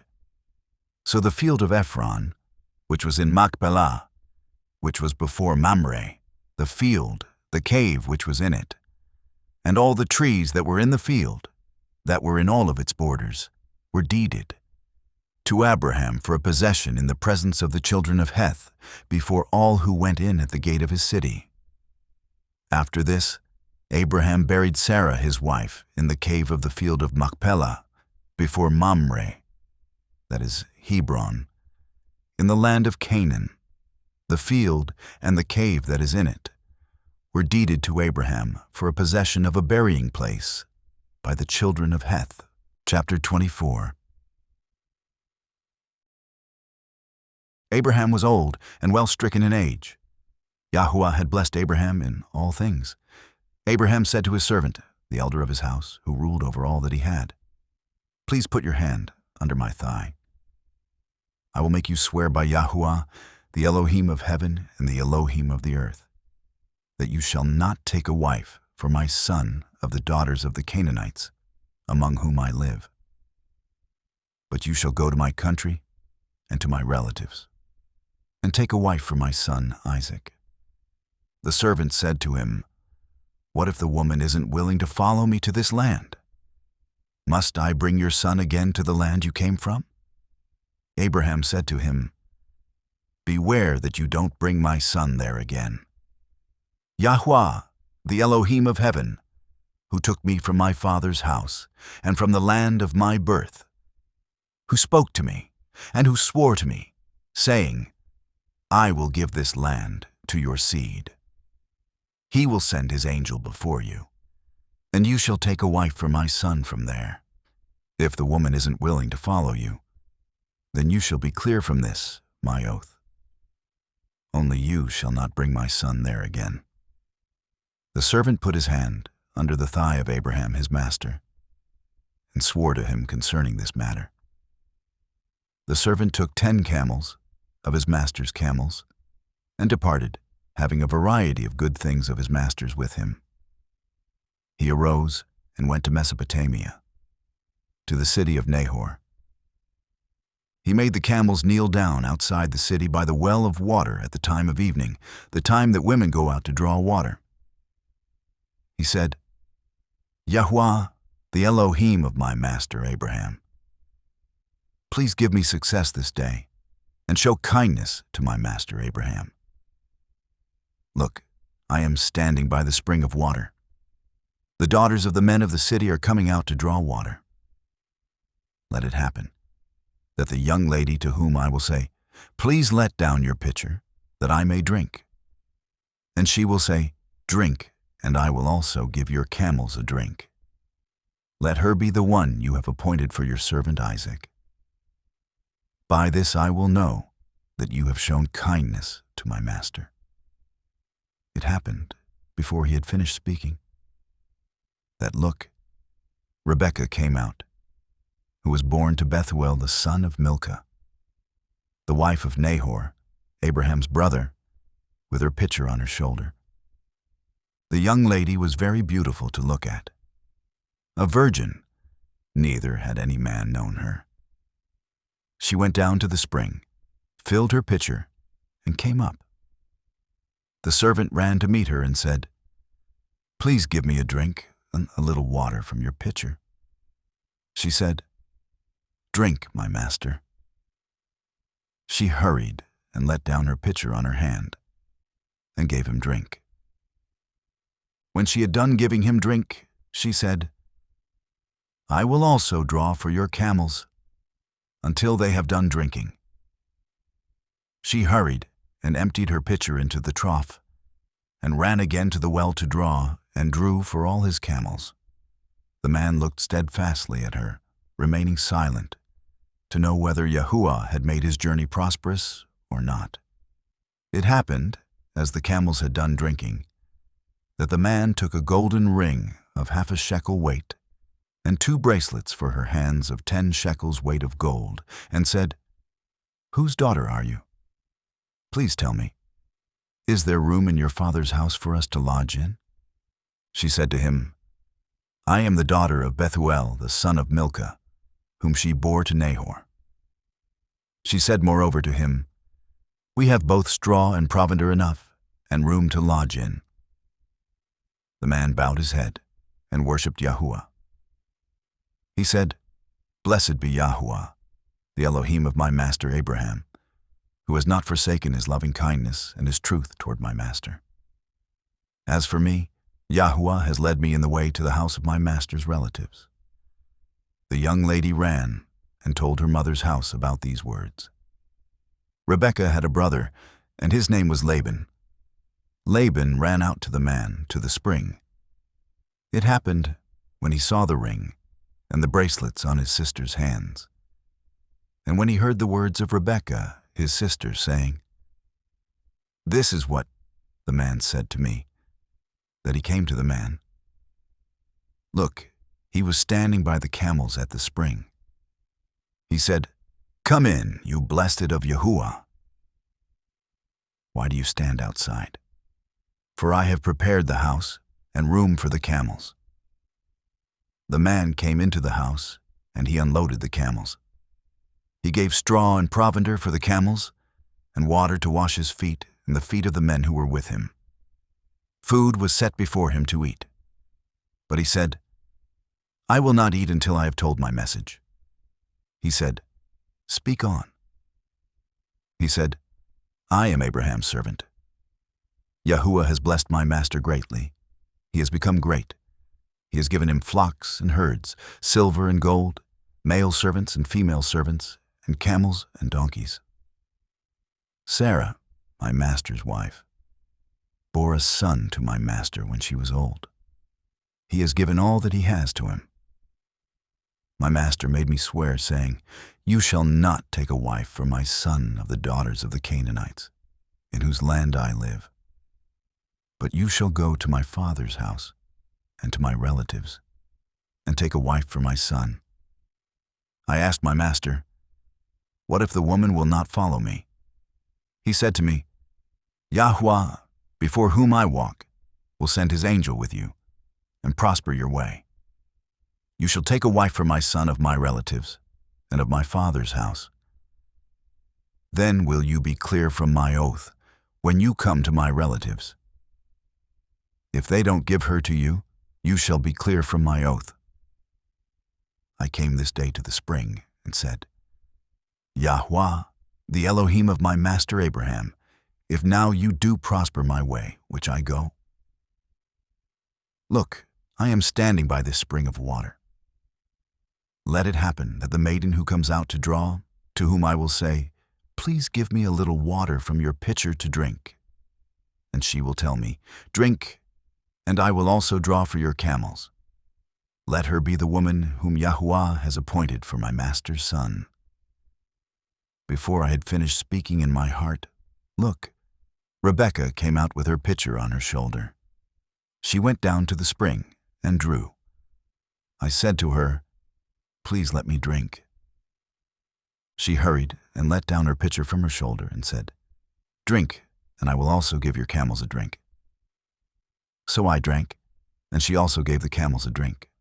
I asked her and said, "Whose daughter are you?" She said, "The daughter of Bethuel, Nahor's son, whom Milcah bore to him." I put the ring on her nose and the bracelets on her hands. I bowed my head and worshipped Yahuah, and blessed Yahuah, the Elohim of my master Abraham, who had led me in the right way to take my master's brother's daughter for his son. Now if you will deal kindly and truly with my master, tell me. If not, tell me, that I may turn to the right hand, or to the left." Then Laban and Bethuel answered, "The thing proceeds from Yahuah. We can't speak to you bad or good. Look, Rebekah is before you. Take her and go, and let her be your master's son's wife, as Yahuah has spoken." It happened that when Abraham's servant heard their words, he bowed himself down to the earth to Yahuah. The servant brought out jewels of silver and jewels of gold and clothing, and gave them to Rebekah. He also gave precious things to her brother and her mother. They ate and drank, he and the men who were with him, and stayed all night. They got up in the morning, and he said, "Send me away to my master." Her brother and her mother said, "Let the young lady stay with us a few days, at least 10. After that she will go," he said to them. "Don't hinder me, since Yahuah has prospered my way." "Send me away that I may go to my master," they said. "We will call the young lady and ask her." They called Rebekah and said to her, "Will you go with this man?" She said, "I will go." They sent away Rebekah, their sister, with her nurse, Abraham's servant, and his men. They blessed Rebekah and said to her, "Our sister, may you be the mother of thousands of 10,000s, and let your seed possess the gate of those who hate them." Rebekah arose with her ladies. They rode on the camels and followed the man. The servant took Rebekah and went his way. Isaac came from the way of Beer Lahai Roi, for he lived in the land of the south. Isaac went out to meditate in the field at the evening. He lifted up his eyes and saw, and look, there were camels coming. Rebekah lifted up her eyes, and when she saw Isaac, she dismounted from the camel. She said to the servant, "Who is the man who is walking in the field to meet us?" The servant said, "It is my master." She took her veil and covered herself. The servant told Isaac all the things that he had done. Isaac brought her into his mother Sarah's tent and took Rebekah, and she became his wife. He loved her. Isaac was comforted after his mother's death. Chapter 25. Abraham took another wife, and her name was Keturah. She bore him Zimran, Jokshan, Medan, Midian, Ishbak, and Shua. Jokshan became the father of Sheba and Dedan. The sons of Dedan were Ashurim, Letushim, and Leumim. The sons of Midian, Ephah, Epher, Hanok, Abidah, and Eldah. All these were the children of Keturah. Abraham gave all that he had to Isaac, but to the sons of Abraham's concubines, Abraham gave gifts. He sent them away from Isaac, his son, while he yet lived, eastward, to the east country. These are the days of the years of Abraham's life, which he lived, 175 years. Abraham gave up the spirit, and died in a good old age, an old man, and full of years, and was gathered to his people. Isaac and Ishmael, his sons, buried him in the cave of Machpelah, in the field of Ephron, the son of Zohar the Hittite, which is before Mamre, the field which Abraham purchased of the children of Heth. Abraham was buried there with Sarah, his wife. It happened after the death of Abraham that Elohim blessed Isaac, his son. Isaac lived by Beer Lahai Roi. Now this is the history of the generations of Ishmael, Abraham's son, whom Hagar the Egyptian, Sarah's handmaid, bore to Abraham. These are the names of the sons of Ishmael, by their names, according to the order of their birth. The firstborn of Ishmael, Nebaioth, then Kedar, Adbeel, Mibsam, Mishma, Duma, Massa, Hadad, Tema, Jetur, Naphish, and Kedemah. These are the sons of Ishmael, and these are their names, by their villages and by their encampments. 12 princes, according to their nations. These are the years of the life of Ishmael, 137 years. He gave up the spirit and died, and was gathered to his people. They lived from Havilah to Shur, that is before Egypt, as you go toward Assyria. He lived opposite all his relatives. This is the history of the generations of Isaac, Abraham's son. Abraham became the father of Isaac. Isaac was 40 years old when he took Rebekah, the daughter of Bethuel the Syrian of Padan Aram, the sister of Laban the Syrian, to be his wife. Isaac entreated Yahuah for his wife, because she was barren. Yahuah was entreated by him, and Rebekah his wife conceived. The children struggled together within her. She said, "If it be so, why do I live?" She went to inquire of Yahuah. Yahuah said to her, 2 nations are in your womb. 2 peoples will be separated from your body. The one people will be stronger than the other people. The elder will serve the younger. When her days to be delivered were fulfilled, look, there were twins in her womb. The first came out red all over like a hairy garment. They named him Esau. After that, his brother came out, and his hand had hold on Esau's heel. He was named Jacob.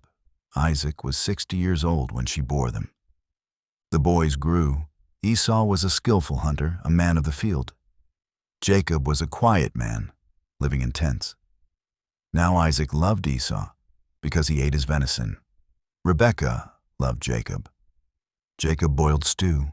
Esau came in from the field, and he was famished. Esau said to Jacob, "Please feed me with that same red stew, for I am famished." Therefore his name was called Edom. Jacob said, "First sell me your birthright." Esau said, "Look, I am about to die. What good is the birthright to me?" Jacob said, "Swear to me first." He swore to him. He sold his birthright to Jacob. Jacob gave Esau bread and stew of lentils. He ate and drank, got up, and went his way. So Esau despised his birthright. Chapter 26. There was a famine in the land, besides the first famine that was in the days of Abraham. Isaac went to Abimelech, king of the Philistines, to Gerar. Yahuah appeared to him and said, "Don't go down into Egypt. Live in the land I will tell you about. Live in this land, and I will be with you, and will bless you.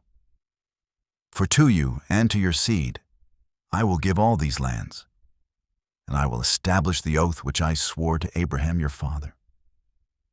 I will multiply your seed as the stars of the sky, and will give to your seed all these lands. In your seed will all the nations of the earth be blessed. Because Abraham obeyed my voice and kept my requirements, my commandments, my statutes, and my laws." Isaac lived in Gerar. The men of the place asked him about his wife. He said, "She is my sister," for he was afraid to say, "My wife," lest, he thought, the men of the place might kill me for Rebekah, because she is beautiful to look at. It happened, when he had been there a long time, that Abimelech, king of the Philistines, looked out at a window, and saw, and look, Isaac was caressing Rebekah, his wife. Abimelech called Isaac and said, "Look, surely she is your wife. Why did you say, 'She is my sister'?" Isaac said to him, "Because I said, 'Lest I die because of her.'" Abimelech said, "What is this you have done to us? One of the people might easily have lain with your wife, and you would have brought guilt on us." Abimelech commanded all the people, saying, "He who touches this man or his wife will surely be put to death." Isaac sowed in that land, and reaped in the same year 100 times what he planted. Yahuah blessed him. The man grew great, and grew more and more until he became very great. He had possessions of flocks, possessions of herds, and a great household. The Philistines envied him. Now all the wells which his father's servants had dug in the days of Abraham his father, the Philistines had stopped and filled with earth. Abimelech said to Isaac, "Go from us, for you are much mightier than we." Isaac departed from there, and camped in the valley of Gerar, and lived there. Isaac dug again the wells of water, which they had dug in the days of Abraham his father. For the Philistines had stopped them after the death of Abraham. He called their names after the names by which his father had called them. Isaac's servants dug in the valley, and found there a well of springing water. The herdsmen of Gerar argued with Isaac's herdsmen, saying, "The water is ours." He called the name of the well Esek, because they contended with him. They dug another well, and they argued over that also. He called its name Sitnah. He left that place and dug another well. They didn't argue over that one. He called it Rehoboth. He said, "For now Yahuah has made room for us, and we will be fruitful in the land." He went up from there to Beersheba. Yahuah appeared to him the same night and said, "I am the Elohim of Abraham your father. Don't be afraid, for I am with you, and will bless you and multiply your seed for my servant Abraham's sake." He built an altar there and called on the name of Yahuah and pitched his tent there. There Isaac's servants dug a well. Then Abimelech went to him from Gerar, and Ahuzzath his friend, and Phicol the captain of his army. Isaac said to them, "Why have you come to me, since you hate me, and have sent me away from you?" They said, "We saw plainly that Yahuah was with you." We said, "Let there now be an oath between us, even between us and you, and let us make a covenant with you, that you will do us no harm, as we have not touched you, and as we have done to you nothing but good, and have sent you away in peace. You are now the blessed of Yahuah." He made them a feast, and they ate and drank. They got up sometime in the morning and swore one to another. Isaac sent them away, and they departed from him in peace. It happened the same day that Isaac's servants came and told him concerning the well which they had dug, and said to him, "We have found water." He called it Sheba. Therefore the name of the city is Beersheba to this day. When Esau was 40 years old, he took as wife Judith, the daughter of Beeri the Hittite, and Basemath, the daughter of Elon the Hittite. They grieved Isaac's and Rebekah's spirits. Chapter 27. It happened that when Isaac was old, and his eyes were dim, so that he could not see, he called Esau his elder son, and said to him, "My son." He said to him, "Here I am." He said, "See now, I am old. I don't know the day of my death. Now therefore please take your weapons, your quiver, and your bow, and go out to the field, and take me venison. Make me savory food, such as I love, and bring it to me, that I may eat, and that my soul may bless you before I die." Rebekah heard when Isaac spoke to Esau his son. Esau went to the field to hunt for venison and to bring it. Rebekah spoke to Jacob her son, saying, "Look, I heard your father speak to Esau your brother, saying, 'Bring me venison, and make me savory food, that I may eat, and bless you before Yahuah, before my death.' Now therefore, my son, obey my voice according to that which I command you. Go now to the flock, and get me from there 2 good young goats. I will make them savory food for your father, such as he loves. You shall bring it to your father, that he may eat, so that he may bless you before his death." Jacob said to Rebekah his mother, "Look, Esau my brother is a hairy man, and I am a smooth man. What if my father touches me? I will seem to him as a deceiver, and I would bring a curse on myself, and not a blessing." His mother said to him, "Let your curse be on me, my son. Only obey my voice, and go get them for me." He went and got them, and brought them to his mother. His mother made savory food, such as his father loved. Rebekah took the good clothes of Esau, her elder son, which were with her in the house, and put them on Jacob, her younger son. She put the skins of the young goats on his hands and on the smooth of his neck. She gave the savory food and the bread, which she had prepared, into the hand of her son Jacob. He came to his father and said, "My father," he said, "here I am." "Who are you, my son?" Jacob said to his father, "I am Esau, your firstborn. I have done what you asked me to do. Please arise, sit, and eat of my venison, that your soul may bless me." Isaac said to his son, "How is it that you have found it so quickly, my son?" He said, "Because Yahuah, your Elohim, gave me success." Isaac said to Jacob, "Please come near that I may feel you, my son, whether you are really my son Esau or not." Jacob went near to Isaac his father. He felt him and said, "The voice is Jacob's voice, but the hands are the hands of Esau." He didn't recognize him because his hands were hairy, like his brother Esau's hands. So he blessed him.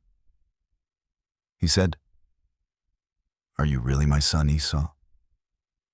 He said, "I am."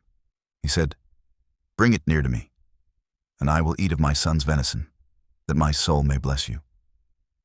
He brought it near to him, and he ate.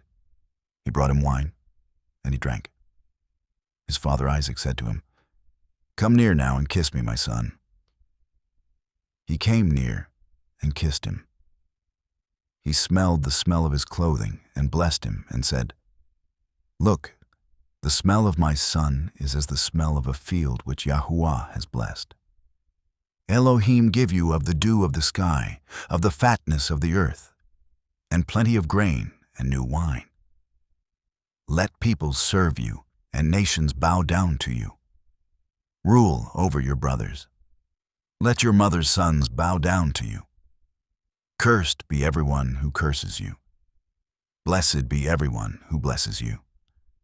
It happened, as soon as Isaac had made an end of blessing Jacob, and Jacob had just gone out from the presence of Isaac his father, that Esau his brother came in from his hunting.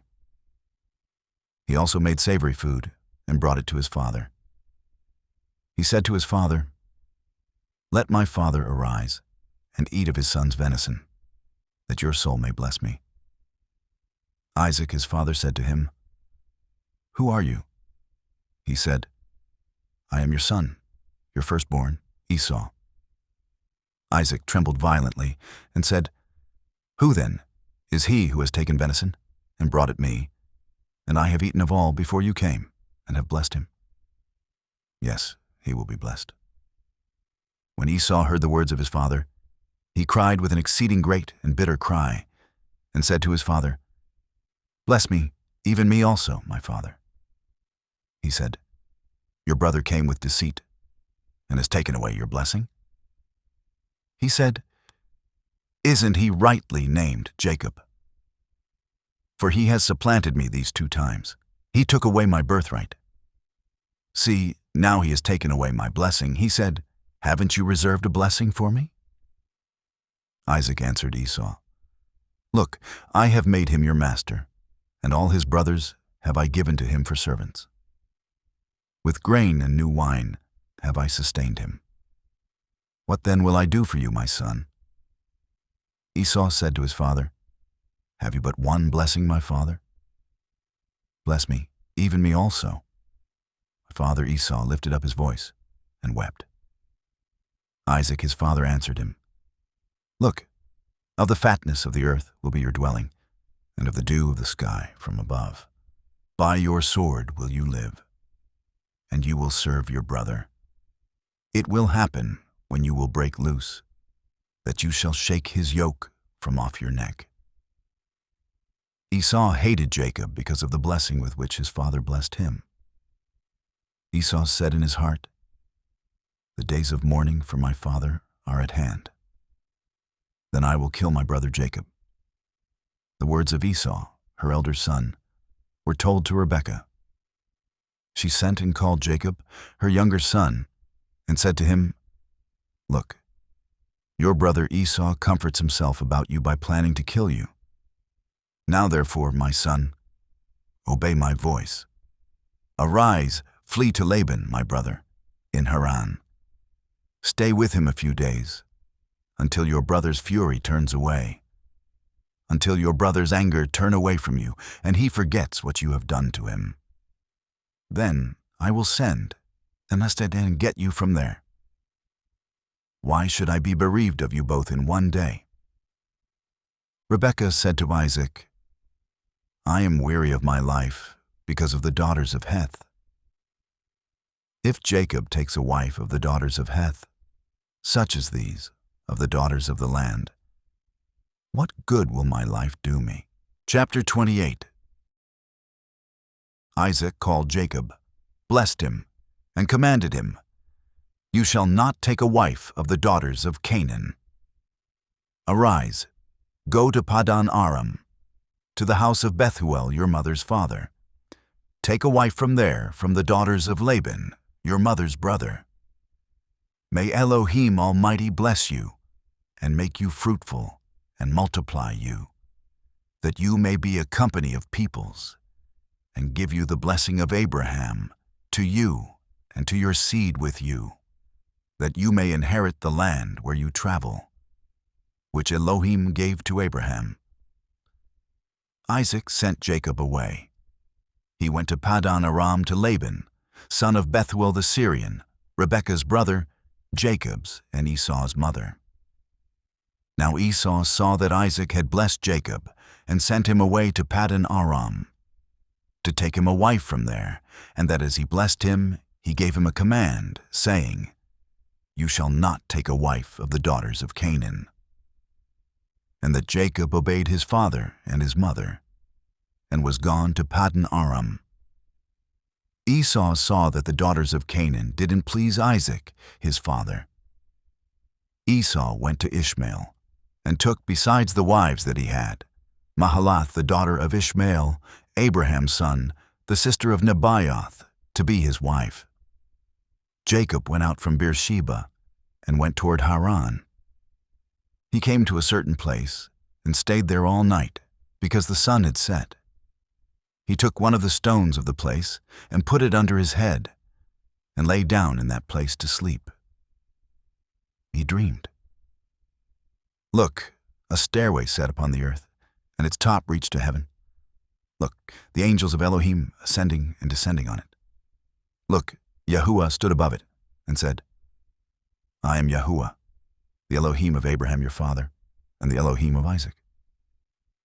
The land whereon you lie, to you will I give it, and to your seed. Your seed will be as the dust of the earth, and you will spread abroad to the west, and to the east, and to the north, and to the south. In you and in your seed will all the families of the earth be blessed. Look, I am with you, and will keep you wherever you go, and will bring you again into this land. For I will not leave you until I have done that which I have spoken of to you. Jacob awakened out of his sleep, and he said, Surely Yahuah is in this place, and I didn't know it. He was afraid and said, How dreadful is this place! This is none other than Elohim's house, and this is the gate of heaven. Jacob got up early in the morning and took the stone that he had put under his head and set it up for a pillar and poured oil on its top. He called the name of that place Bethel, but the name of the city was Luz at the first. Jacob vowed a vow, saying, If Elohim will be with me, and will keep me in this way that I go, and will give me bread to eat and clothing to put on, so that I come again to my father's house in peace, and Yahuah will be my Elohim, then this stone, which I have set up for a pillar, will be Elohim's house. Of all that you will give me, I will surely give the 10th to you. Chapter 29. Then Jacob went on his journey and came to the land of the children of the east. He looked, and look, a well in the field, and look, 3 flocks of sheep lying there by it. For out of that well they watered the flocks. The stone on the well's mouth was large. There all the flocks were gathered. They rolled the stone from the well's mouth and watered the sheep, and put the stone again on the well's mouth in its place. Jacob said to them, My relatives, where are you from? They said, We are from Haran. He said to them, Do you know Laban, the son of Nahor? They said, We know him. He said to them, Is it well with him? They said, It is well. See, Rachel, his daughter, is coming with the sheep. He said, Look, it is still the middle of the day, not time to gather the livestock together. Water the sheep and go and feed them. They said, We can't until all the flocks are gathered together, and they roll the stone from the well's mouth. Then we water the sheep. While he was yet speaking with them, Rachel came with her father's sheep, for she kept them. It happened, when Jacob saw Rachel the daughter of Laban, his mother's brother, and the sheep of Laban, his mother's brother, that Jacob went near, and rolled the stone from the well's mouth, and watered the flock of Laban, his mother's brother. Jacob kissed Rachel, and lifted up his voice, and wept. Jacob told Rachel that he was her father's brother, and that he was Rebekah's son. She ran and told her father. It happened, when Laban heard the news of Jacob, his sister's son, that he ran to meet Jacob, and embraced him, and kissed him, and brought him to his house. Jacob told Laban all these things. Laban said to him, Surely you are my bone and my flesh. He lived with him for a month. Laban said to Jacob, Because you are my brother, should you therefore serve me for nothing? Tell me, what will your wages be? Laban had 2 daughters. The name of the elder was Leah, and the name of the younger was Rachel. Leah's eyes were weak, but Rachel was beautiful in form and attractive. Jacob loved Rachel. He said, "I will serve you 7 years for Rachel, your younger daughter." Laban said, "It is better that I give her to you than that I should give her to another man." Stay with me. Jacob served 7 years for Rachel. They seemed to him but a few days, for the love he had for her. Jacob said to Laban, "Give me my wife, for my days are fulfilled, that I may go into her." Laban gathered together all the men of the place and made a feast. It happened in the evening that he took Leah, his daughter, and brought her to him. He went in to her. Laban gave Zilpah his handmaid to his daughter Leah for a handmaid. It happened in the morning that, look, it was Leah. He said to Laban, "What is this you have done to me? Didn't I serve with you for Rachel? Why then have you deceived me?" Laban said, "It is not done so in our place, to give the younger before the firstborn. Fulfill the week of this one, and we will give you the other also for the service which you will serve with me yet 7 other years." Jacob did so, and fulfilled her week. He gave him Rachel his daughter as wife. Laban gave to Rachel his daughter Bilhah, his handmaid, to be her handmaid. He went in also to Rachel, and he loved also Rachel more than Leah, and served with him yet 7 other years. Yahuah saw that Leah was hated, and he opened her womb. But Rachel was barren. Leah conceived and bore a son, and she named him Reuben. For she said, "Because Yahuah has looked at my affliction. For now my husband will love me." She conceived again and bore a son, and said, "Because Yahuah has heard that I am hated, he has therefore given me this son also." She named him Simeon.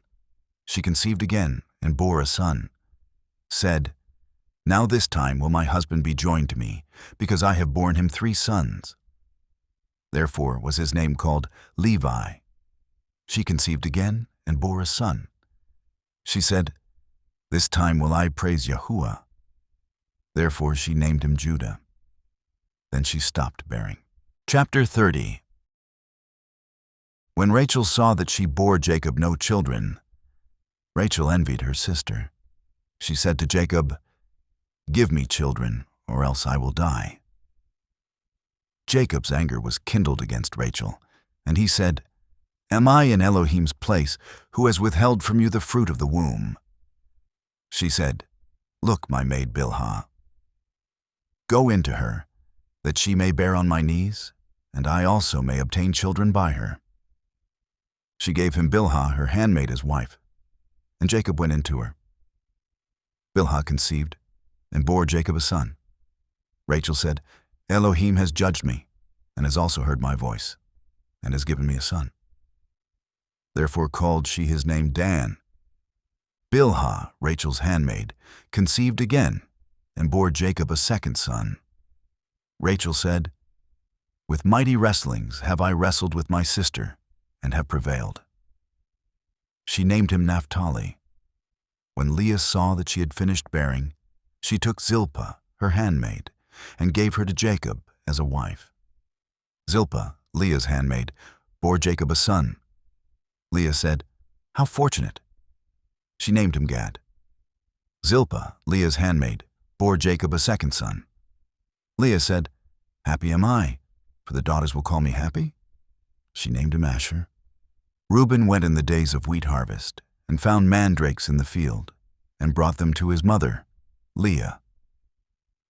Then Rachel said to Leah, "Please give me some of your son's mandrakes." She said to her, "Is it a small matter that you have taken away my husband? Would you take away my son's mandrakes also?" Rachel said, "Therefore he will lie with you tonight for your son's mandrakes." Jacob came from the field in the evening, and Leah went out to meet him and said, "You must come in to me." for I have surely hired you with my son's mandrakes." He lay with her that night. Elohim listened to Leah, and she conceived and bore Jacob a fifth son. Leah said, "Elohim has given me my hire, because I gave my handmaid to my husband." She named him Issachar. Leah conceived again and bore a sixth son to Jacob. Leah said, "Elohim has endowed me with a good dowry. Now my husband will live with me, because I have borne him 6 sons." She named him Zebulun. Afterwards, she bore a daughter and named her Dinah. Elohim remembered Rachel, and Elohim listened to her and opened her womb. She conceived, bore a son, and said, "Elohim has taken away my reproach." She named him Joseph, saying, "May Yahuah add another son to me." It happened, when Rachel had borne Joseph, that Jacob said to Laban, "Send me away, that I may go to my own place and to my country. Give me my wives and my children for whom I have served you, and let me go. For you know my service with which I have served you." Laban said to him, "If now I have found favor in your eyes, stay here, for I have divined that Yahuah has blessed me for your sake." He said, "Appoint me your wages, and I will give it." He said to him, "You know how I have served you, and how your livestock have fared with me. For it was little which you had before I came, and it has increased to a multitude. Yahuah has blessed you wherever I turned. Now when will I provide for my own house also?" He said, "What shall I give you?" Jacob said, "You shall not give me anything. If you will do this thing for me, I will again feed your flock and keep it. I will pass through all your flock today, removing from there every speckled and spotted one, and every black one among the sheep, and the spotted and speckled among the goats. This will be my hire. So my righteousness will answer for me hereafter, when you come concerning my hire that is before you. Every one that is not speckled and spotted among the goats, and black among the sheep, that might be with me, will be counted stolen." Laban said, "Look, let it be according to your word." That day he removed the male goats that were streaked and spotted, and all the female goats that were speckled and spotted, every one that had white in it, and all the black ones among the sheep, and gave them into the hand of his sons. He set 3 days' journey between himself and Jacob. And Jacob fed the rest of Laban's flocks. Jacob took to himself rods of fresh poplar, almond, plane tree, peeled white streaks in them, and made the white appear which was in the rods. He set the rods which he had peeled opposite the flocks in the gutters, in the watering troughs where the flocks came to drink. They conceived when they came to drink. The flocks conceived before the rods, and the flocks produced streaked, speckled, and spotted. Jacob separated the lambs, and set the faces of the flocks toward the streaked and all the black in the flock of Laban. And he put his own droves apart, and didn't put them into Laban's flock. It happened, whenever the stronger of the flock conceived, that Jacob laid the rods before the eyes of the flock in the gutters, that they might conceive among the rods. But when the flock were feeble, he didn't put them in. So the feebler were Laban's, and the stronger Jacob's. The man increased exceedingly, and had large flocks, female servants and male servants, and camels and donkeys. Chapter 31. He heard the words of Laban's sons, saying, "Jacob has taken away all that was our father's. From that which was our father's has he gotten all this wealth." Jacob saw the expression on Laban's face, and look, it was not toward him as before. Yahuah said to Jacob, "Return to the land of your fathers, and to your relatives, and I will be with you." Jacob sent and called Rachel and Leah to the field to his flock, and said to them, "I see the expression on your father's face. that it is not toward me as before. But the Elohim of my father has been with me. You know that I have served your father with all of my strength. Your father has deceived me and changed my wages 10 times, but Elohim didn't allow him to hurt me. If he said this, the speckled will be your wages, then all the flock bore speckled. If he said this, the streaked will be your wages, then all the flock bore streaked. Thus Elohim has taken away your father's livestock and given them to me. It happened during mating season that I lifted up my eyes and saw in a dream, and look, the male goats which leaped on the flock were streaked, speckled, and grizzled. The angel of Elohim said to me in the dream, Jacob, and I said, Here I am. He said, Now lift up your eyes, and look, all the male goats which leap on the flock are streaked, speckled, and grizzled. For I have seen all that Laban does to you. I am the Elohim of Bethel, where you anointed a pillar, where you vowed a vow to me. Now arise, get out from this land, and return to the land of your birth. Rachel and Leah answered him, Is there yet any portion or inheritance for us in our father's house? Aren't we accounted by him as foreigners? For he has sold us and has also quite devoured our money. For all the riches which Elohim has taken away from our father, that is ours and our children's. Now then, whatever Elohim has said to you, do. Then Jacob got up and set his sons and his wives on the camels. And he took away all his livestock and all his possessions which he had gathered, including the livestock which he had gained in Paddan Aram, to go to Isaac his father, to the land of Canaan. Now Laban had gone to shear his sheep, and Rachel stole the teraphim that were her father's. Jacob deceived Laban the Syrian, in that he didn't tell him that he was running away. So he fled with all that he had. He got up, passed over the river, and set his face toward the mountain of Gilead. Laban was told on the 3rd day that Jacob had fled. He took his relatives with him and pursued after him 7 days' journey. He overtook him in the mountain of Gilead. Elohim came to Laban, the Syrian, in a dream of the night, and said to him, Take heed to yourself, that you don't speak to Jacob, either good or bad. Laban caught up with Jacob. Now Jacob had pitched his tent in the mountain, and Laban with his relatives encamped in the mountain of Gilead. Laban said to Jacob, What have you done, that you have deceived me, and carried away my daughters like captives of the sword? Why did you flee secretly, and deceive me, and didn't tell me, that I might have sent you away with mirth and with songs, with tambourine and with harp, and didn't allow me to kiss my sons and my daughters? Now have you done foolishly? It is in the power of my hand to hurt you. But the Elohim of your father spoke to me last night, saying, Take heed to yourself, that you don't speak to Jacob either good or bad. Now, you want to be gone, because you greatly longed for your father's house. But why have you stolen my Elohim?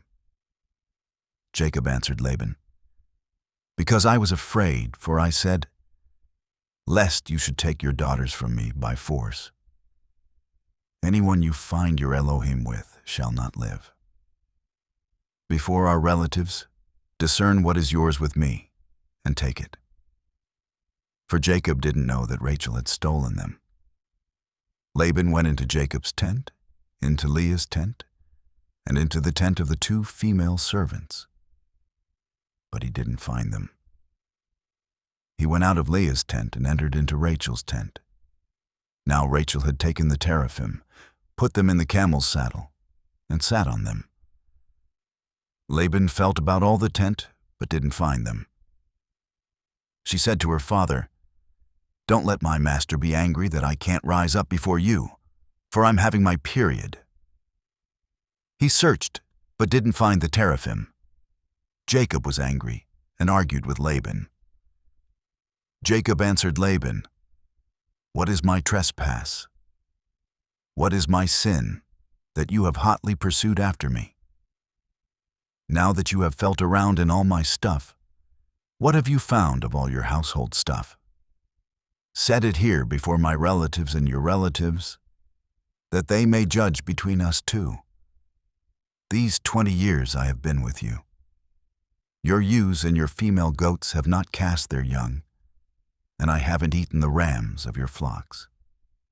That which was torn of animals I didn't bring to you. I bore its loss. Of my hand you required it, whether stolen by day or stolen by night. This was my situation. In the day the drought consumed me, and the frost by night, and my sleep fled from my eyes. These 20 years I have been in your house. I served you 14 years for your 2 daughters and 6 years for your flock, and you have changed my wages 10 times. Unless the Elohim of my father, the Elohim of Abraham, and the fear of Isaac had been with me, surely now you would have sent me away empty. Elohim has seen my affliction and the labor of my hands, and rebuked you last night." Laban answered Jacob, "The daughters are my daughters, the children are my children, the flocks are my flocks, and all that you see is mine. And what can I do this day to these my daughters, or to their children whom they have borne? Now come, let us make a covenant, you and I, and let it be for a witness between me and you." Jacob took a stone and set it up for a pillar. Jacob said to his relatives, "Gather stones." They took stones and made a heap. They ate there by the heap. Laban called it Jegar Sahadutha, but Jacob called it Galid. Laban said, "This heap is witness between me and you this day." Therefore it was named Galid and Mizpah, for he said, "Yahuah watch between me and you when we are absent one from another. If you afflict my daughters, or if you take wives besides my daughters, no man is with us. Look, Elohim is witness between me and you." Laban said to Jacob, "See this heap, and see the pillar, which I have set between me and you. May this heap be a witness, and the pillar be a witness, that I will not pass over this heap to you, and that you will not pass over this heap and this pillar to me, for harm. The Elohim of Abraham, and the Elohim of Nahor, the Elohim of their father, judge between us." Then Jacob swore by the fear of his father, Isaac. Jacob offered a sacrifice in the mountain and called his relatives to eat bread. They ate bread and stayed all night in the mountain. Early in the morning, Laban got up and kissed his sons and his daughters and blessed them. Laban departed and returned to his place. Chapter 32. Jacob went on his way, and the angels of Elohim met him. When he saw them, Jacob said, "This is Elohim's army." He called the name of that place Mahanaim. Jacob sent messengers in front of him to Esau, his brother, to the land of Seir, the field of Edom. He commanded them, saying, "This is what you shall tell my master Esau. This is what your servant Jacob says. I have lived as a foreigner with Laban, and stayed until now. I have cattle, donkeys, flocks, male servants, and female servants. I have sent to tell my master, that I may find favor in your sight." The messengers returned to Jacob, saying, "We came to your brother Esau. Not only that, but he comes to meet you and 400 men with him." Then Jacob was greatly afraid and was distressed. He divided the people who were with him, and the flocks, and the herds, and the camels, into 2 companies. And he said, "If Esau comes to the one company and strikes it, then the company which is left will escape." Jacob said, Elohim of my father Abraham, and Elohim of my father Isaac, Yahuah, who said to me, Return to your country and to your relatives, and I will do you good. I am not worthy of the least of all the loving kindnesses and of all the truth which you have shown to your servant. For with just my staff I passed over this Jordan, and now I have become 2 companies. Please deliver me from the hand of my brother, from the hand of Esau. For I fear him, lest he come and strike me, and the mothers with the children. You said, I will surely do you good, and make your seed as the sand of the sea, which can't be numbered because there are so many. He lodged there that night, and took from that which he had with him a present for Esau, his brother, 200 female goats and 20 male goats, 200 ewes and 20 rams, 30 milk camels and their colts, 40 cows, 10 bulls, 20 female donkeys, and 10 foals.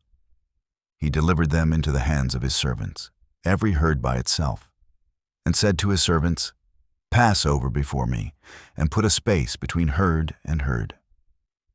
He commanded the foremost, saying, When Esau, my brother, meets you and asks you, saying, Whose are you? Where are you going? Whose are these before you?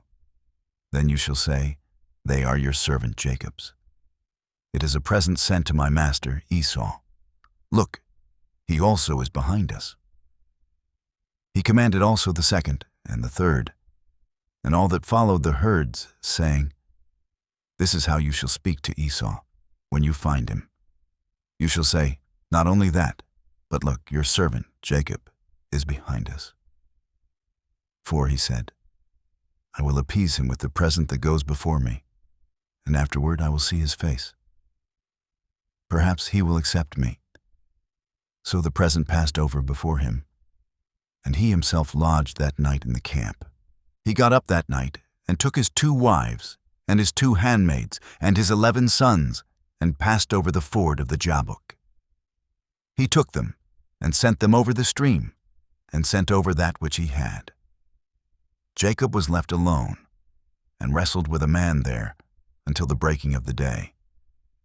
When he saw that he didn't prevail against him, he touched the hollow of his thigh, and the hollow of Jacob's thigh was strained as he wrestled. The man said, Let me go, for the day breaks. Jacob said, I won't let you go unless you bless me. He said to him, What is your name? He said, Jacob. He said, Your name will no longer be called Jacob, but Israel. For you have fought with Elohim and with men, and have prevailed. Jacob asked him, Please tell me your name. He said, Why is it that you ask what my name is? He blessed him there. Jacob called the name of the place Peniel, for he said, I have seen Elohim face to face, and my life is preserved. The sun rose on him as he passed over Peniel, and he limped because of his thigh. Therefore the children of Israel don't eat the sinew of the hip, which is on the hollow of the thigh, to this day, because he touched the hollow of Jacob's thigh in the sinew of the hip. Chapter 33. Jacob lifted up his eyes and looked, and look, Esau was coming, and with him 400 men. He divided the children between Leah, Rachel, and the 2 handmaids. He put the handmaids and their children in front, Leah and her children after, and Rachel and Joseph at the rear. He himself passed over in front of them, and bowed himself to the ground 7 times until he came near to his brother. Esau ran to meet him, embraced him, fell on his neck, kissed him, and they wept. He lifted up his eyes and saw the women and the children, and said, Who are these with you? He said, The children whom Elohim has graciously given your servant. Then the handmaids came near with their children, and they bowed themselves. Leah also and her children came near, and bowed themselves. After them, Joseph came near with Rachel, and they bowed themselves. Esau said, What do you mean by all this company which I met?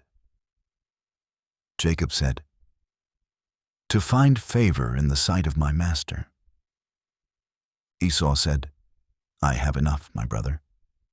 Let that which you have be yours. Jacob said, Please know, if I have now found favor in your sight, then receive my present at my hand, because I have seen your face, as one sees the face of Elohim, and you were pleased with me. Please take the gift that I brought to you, because Elohim has dealt graciously with me, and because I have enough. He urged him, and he took it. Esau said, Let us take our journey, and let us go, and I will go before you. Jacob said to him, My master knows that the children are tender, and that the flocks and herds with me have their young. And if they overdrive them one day, all the flocks will die. Please let my master pass over before his servant, and I will lead on gently, according to the pace of the livestock that are before me, and according to the pace of the children, until I come to my master to Seir. Esau said, Let me now leave with you some of the folk who are with me. He said, Why? Let me find favor in the sight of my master. So Esau returned that day on his way to Seir. Jacob traveled to Succoth, built himself a house, and made shelters for his livestock. Therefore the name of the place is called Succoth. Jacob came in peace to the city of Shechem, which is in the land of Canaan, when he came from Paddan Aram, and encamped before the city.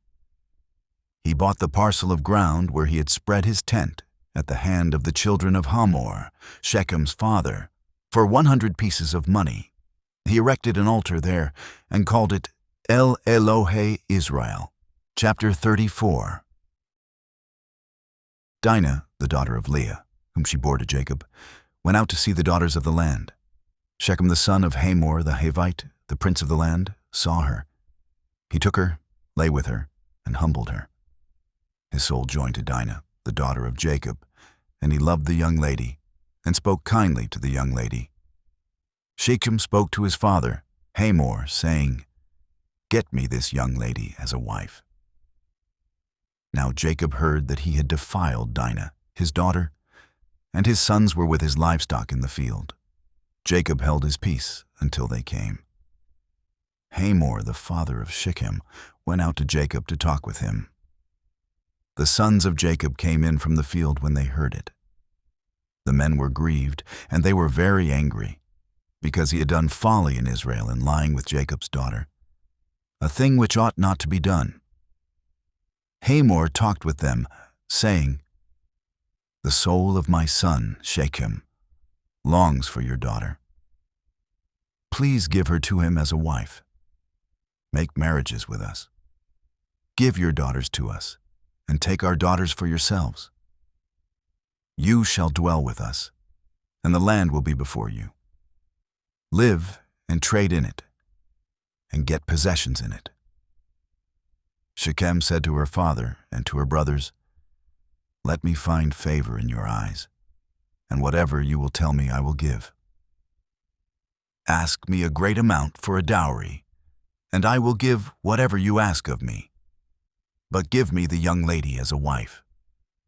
The sons of Jacob answered Shechem and Hamor his father with deceit, and spoke because he had defiled Dinah their sister, and said to them, We can't do this thing, to give our sister to one who is uncircumcised, for that is a reproach to us. Only on this condition will we consent to you, if you will be as we are, that every male of you be circumcised. Then will we give our daughters to you, and we will take your daughters to us, and we will dwell with you, and we will become one people. But if you will not listen to us, to be circumcised, then we will take our sister, and we will be gone. Their words pleased Hamor and Shechem, Hamor's son. The young man didn't wait to do this thing, because he had delight in Jacob's daughter, and he was honored above all the house of his father. Hamor and Shechem his son came to the gate of their city and talked with the men of their city, saying, "These men are peaceful with us. Therefore let them live in the land and trade in it. For look, the land is large enough for them. Let us take their daughters to us for wives, and let us give them our daughters. Only on this condition will the men consent to us to live with us, to become one people, if every male among us is circumcised, as they are circumcised. Won't their livestock and their possessions and all their animals be ours? Only let us give our consent to them, and they will dwell with us." All who went out of the gate of his city listened to Hamor and to Shechem his son, and every male was circumcised, all who went out of the gate of his city.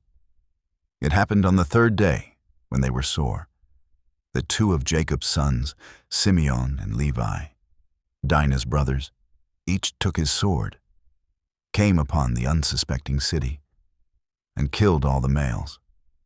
They killed Hamor and Shechem, his son, with the edge of the sword, and took Dinah out of Shechem's house and went away. Jacob's sons came on the dead and plundered the city, because they had defiled their sister. They took their flocks, their herds, their donkeys, that which was in the city, that which was in the field, and all their wealth. They took captive all their little ones and their wives, and took as plunder everything that was in the house. Jacob said to Simeon and Levi, "You have troubled me, to make me odious to the inhabitants of the land, among the Canaanites and the Perizzites. I am few in number. They will gather themselves together against me and strike me, and I will be destroyed, I and my house." They said, "Should he deal with our sister as with a prostitute?" Chapter 35. Elohim said to Jacob, "Arise, go up to Bethel and live there. Make there an altar to Elohim, who appeared to you when you fled from the face of Esau your brother." Then Jacob said to his household and to all who were with him, "Put away the foreign Elohim that are among you, purify yourselves, change your garments. Let us arise and go up to Bethel. I will make there an altar to Elohim, who answered me in the day of my distress, and was with me in the way which I went." They gave to Jacob all the foreign Elohim which were in their hands, and the rings which were in their ears, and Jacob hid them under the oak which was by Shechem. They traveled, and a terror of Elohim was on the cities that were around them. And they didn't pursue the sons of Jacob. So Jacob came to Luz, that is Bethel, which is in the land of Canaan, he and all the people who were with him. He built an altar there and called the place El Beth El, because there Elohim was revealed to him when he fled from the face of his brother. Deborah, Rebekah's nurse, died, and she was buried below Bethel under the oak, and its name was called Alon Bakuth. Elohim appeared to Jacob again when he came from Padan Aram and blessed him. Elohim said to him, "Your name is Jacob. Your name shall not be Jacob any more, but your name will be Israel." He named him Israel. Elohim said to him, "I am Elohim Almighty. Be fruitful and multiply. A nation and a company of nations will be from you, and kings will come out of your body. The land which I gave to Abraham and Isaac, I will give it to you, and to your seed after you will I give the land." Elohim went up from him in the place where he spoke with him. Jacob set up a pillar in the place where he spoke with him, a pillar of stone. He poured out a drink offering on it and poured oil on it. Jacob called the name of the place where Elohim spoke with him, Bethel.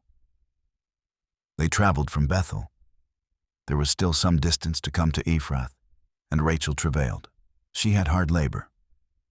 When she was in hard labor, the midwife said to her, "Don't be afraid, for now you will have another son."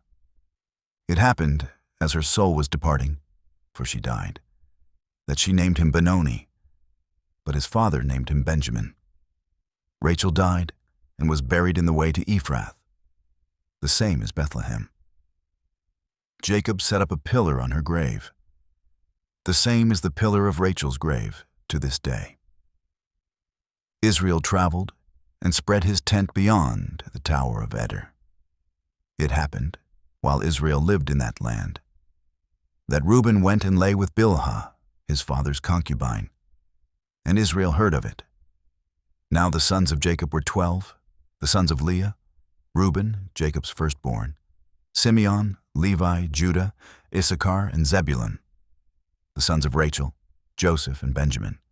The sons of Bilhah, Rachel's handmaid, Dan and Naphtali. The sons of Zilpah, Leah's handmaid, Gad and Asher.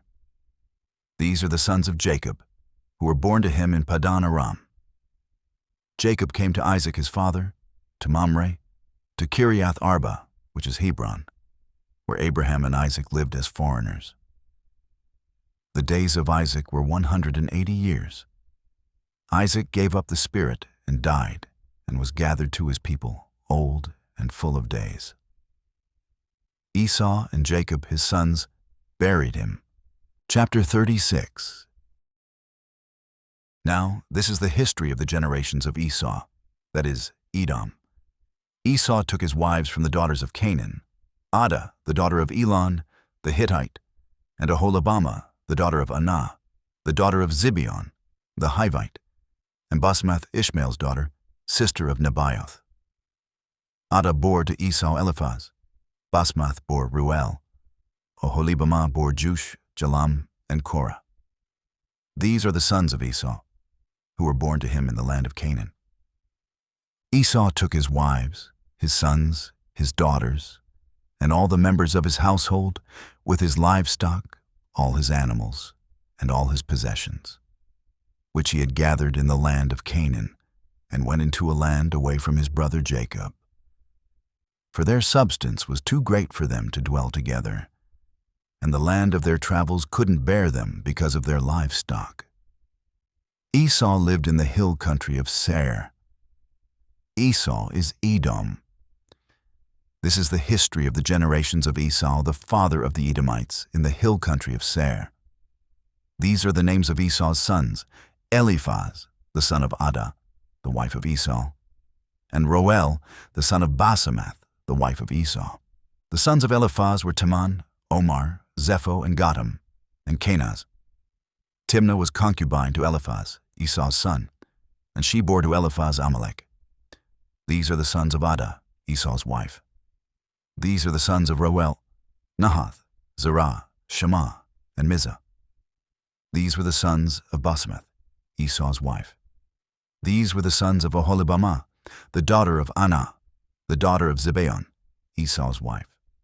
She bore to Esau Jush, Jalam, and Korah. These are the chiefs of the sons of Esau.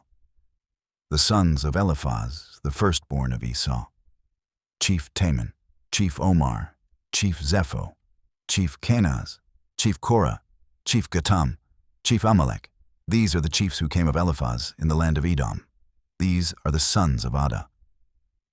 These are the sons of Roel, Esau's son: Chief Nahath, Chief Zerah, Chief Shammah, Chief Mizah. These are the chiefs who came of Ruel in the land of Edom.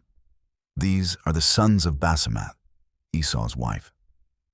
These are the sons of Aholibamah, Esau's wife: Chief Jush, Chief Jalam, Chief Korah. These are the chiefs who came of Aholibamah, the daughter of Anai, Esau's wife. These are the sons of Esau, that is, Edom, and these are their chiefs. These are the sons of Seir the Horite, the inhabitants of the land: Lotan, Shobal, Zibeon, Anah, Dishon, Ezer, and Dishon. These are the chiefs who came of the Horites, the children of Seir in the land of Edom. The children of Lotan were Hori and Haman. Lotan's sister was Timnah, These are the children of Shobal: Alvan, Manahath, Abel, Shepho, and Onam. These are the children of Zibeon: Aiah and Anna. This is Anna, who found the hot springs in the wilderness as he fed the donkeys of Zibeon his father. These are the children of Anah: Dishon and Oholibamah, the daughter of Anah. These are the children of Dishon: Hemdan, Eshban, Ithron, and Cheran. These are the children of Ezer: Bilhan, Zavan, and Akan. These are the children of Dishon: Uz and Aran.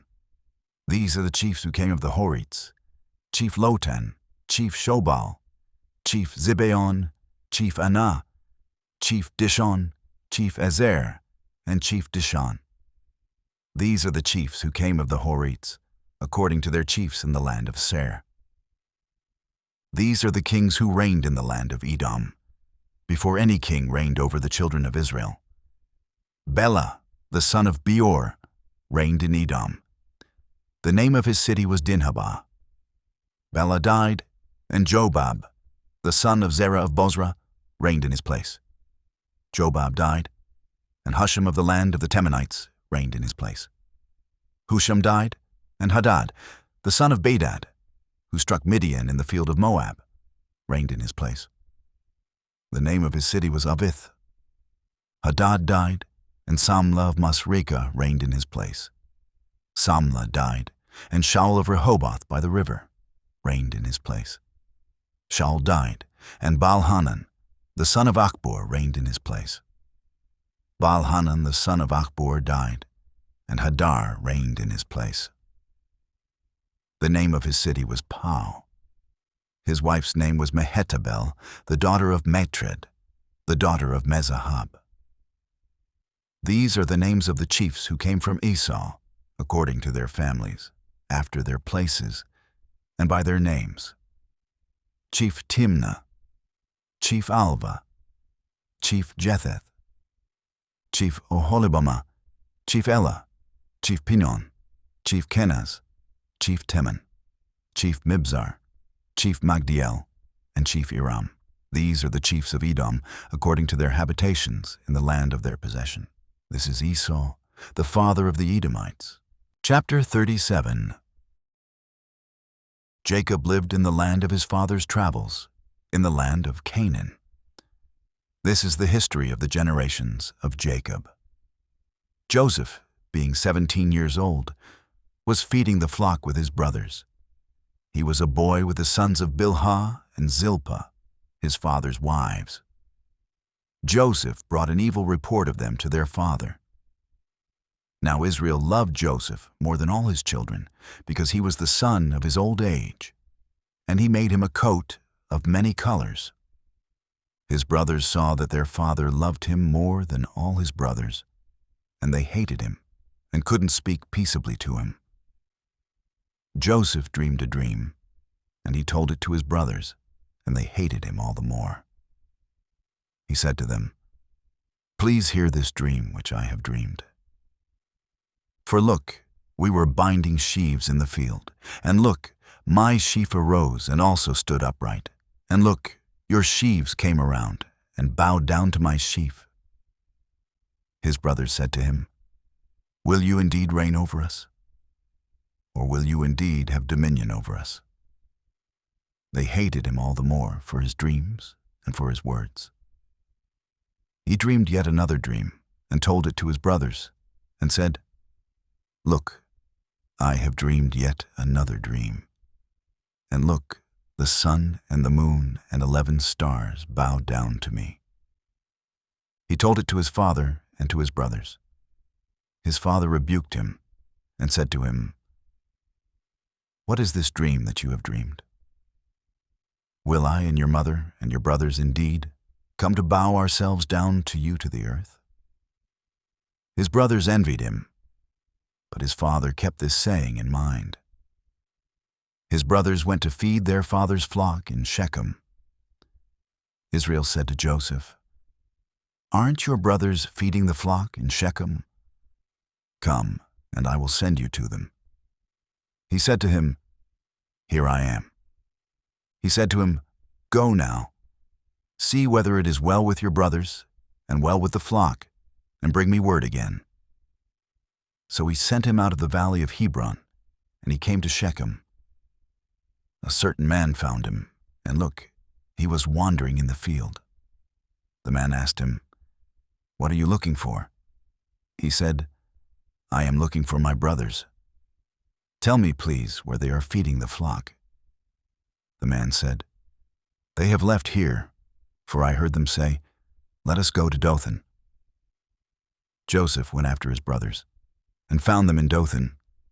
They saw him afar off, and before he came near to them, they conspired against him to kill him.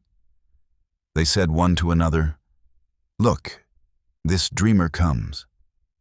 Come now, therefore, and let's kill him, and cast him into one of the pits. We will say, 'An evil animal has devoured him.' We will see what will become of his dreams."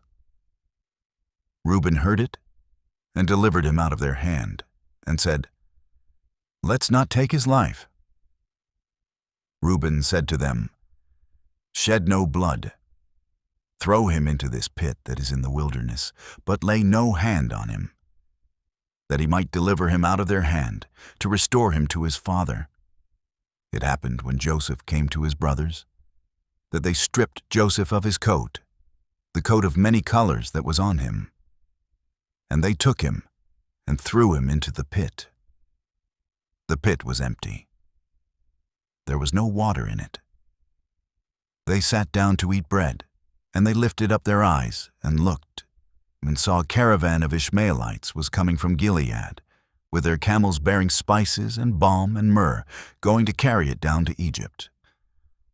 Judah said to his brothers, "What profit is it if we kill our brother and conceal his blood? Come, and let's sell him to the Ishmaelites, and not let our hand be on him. For he is our brother, our flesh." His brothers listened to him. Midianites who were merchants passed by, and they drew and lifted up Joseph out of the pit, and sold Joseph to the Ishmaelites for 20 pieces of silver.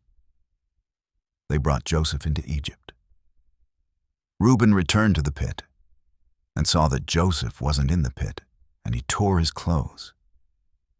He returned to his brothers and said, "The child is no more, and I, where will I go?" They took Joseph's coat, killed a male goat, and dipped the coat in the blood. They took the coat of many colors, and they brought it to their father and said, "We have found this. Examine it now, whether it is your son's coat or not." He recognized it and said, "It is my son's coat. An evil animal has devoured him. Joseph is without doubt torn in pieces." Jacob tore his clothes and put sackcloth on his waist and mourned for his son many days. All his sons and all his daughters got up to comfort him, but he refused to be comforted. He said, "For I will go down to Sheol to my son mourning." His father wept for him. The Midianites sold him into Egypt to Potiphar, an officer of Pharaoh's, the captain of the guard. Chapter 38. It happened at that time that Judah went down from his brothers and visited a certain Adullamite, whose name was Hira. Judah saw there a daughter of a certain Canaanite, whose name was Shua. He took her and went in to her. She conceived and bore a son, and he named him She conceived again and bore a son, and she named him Onan. She yet again bore a son, and named him Shelah, and he was at Chezib when she bore him. Judah took a wife for his firstborn, and her name was Tamar. Judah's firstborn, was wicked in the sight of Yahuah. Yahuah killed him. Judah said to Onan, "Go into your brother's wife, and perform the duty of a husband's brother to her, and raise up seed to your brother." Onan knew that the seed wouldn't be his, and it happened, when he went into his brother's wife, that he spilled it on the ground, lest he should give seed to his brother. The thing which he did was evil in the sight of Yahuah, and he killed him also. Then Judah said to Tamar, his daughter-in-law, "Remain a widow in your father's house, until Shelah my son is grown up." For he said, lest he also die, like his brothers. Tamar went and lived in her father's house. After many days, Shua's daughter, the wife of Judah, died. Judah was comforted and went up to his sheep-shearers to Timnah, he and his friend Hira, the Adullamite. It was told Tamar, saying, "Look, your father-in-law is going up to Timnah to shear his sheep." She took off of her the garments of her widowhood, and covered herself with her veil, and wrapped herself, and sat in the gate of Enaim, which is by the way to Timnah, for she saw that Shelah was grown up, and she wasn't given to him as a wife. When Judah saw her, he thought that she was a prostitute, for she had covered her face. He turned to her by the way and said, "Please come, let me come in to you." For he didn't know that she was his daughter-in-law. She said, "What will you give me, that you may come in to me?" He said, "I will send you a young goat from the flock." She said, "Will you give me a pledge until you send it?" He said, "What pledge will I give you?" She said, "Your signet and your cord and your staff that is in your hand." He gave them to her and came in to her, and she conceived by him. She arose, went away, put off her veil from her, and put on the garments of her widowhood. Judah sent the young goat by the hand of his friend, the Adullamite, to receive the pledge from the woman's hand, but he didn't find her. Then he asked the men of her place, saying, "Where is the prostitute that was at Enaim by the road?" They said, "There has been no prostitute here." He returned to Judah and said, "I haven't found her." And also the men of the place said, "There has been no prostitute here." Judah said, "Let her keep it, lest we be shamed. Look, I sent this young goat, and you haven't found her." It happened about 3 months later that it was told Judah, saying, "Tamar, your daughter-in-law, has played the prostitute. And moreover, look, she is with child by prostitution." Judah said, "Bring her out and let her be burnt." When she was brought out, she sent to her father-in-law, saying, "By the man, whose these are, I am with child." She also said, "Please discern whose are these, the signet and the cords and the staff." Judah acknowledged them and said, "She is more righteous than I, because I didn't give her to Shelah, my son." He knew her again no more. It happened in the time of her travail that, look, twins were in her womb.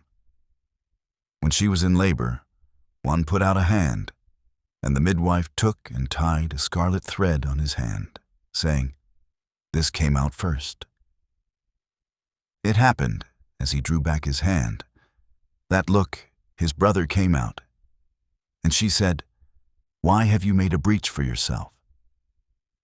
Therefore his name was called Perez. Afterward his brother came out that had the scarlet thread on his hand, and his name was called Zerah. Chapter 39. Joseph was brought down to Egypt. Potiphar, an officer of Pharaoh's, the captain of the guard, an Egyptian, bought him from the hand of the Ishmaelites that had brought him down there. Yahuah was with Joseph, and he was a prosperous man. He was in the house of his master, the Egyptian.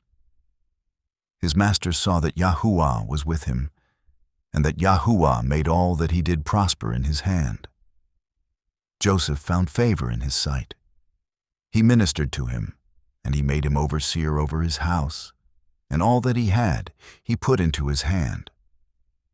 It happened from the time that he made him overseer in his house and over all that he had, that Yahuah blessed the Egyptian's house for Joseph's sake. And the blessing of Yahuah was on all that he had, in the house and in the field. He left all that he had in Joseph's hand, He didn't concern himself with anything except for the food which he ate. Joseph was well built and handsome.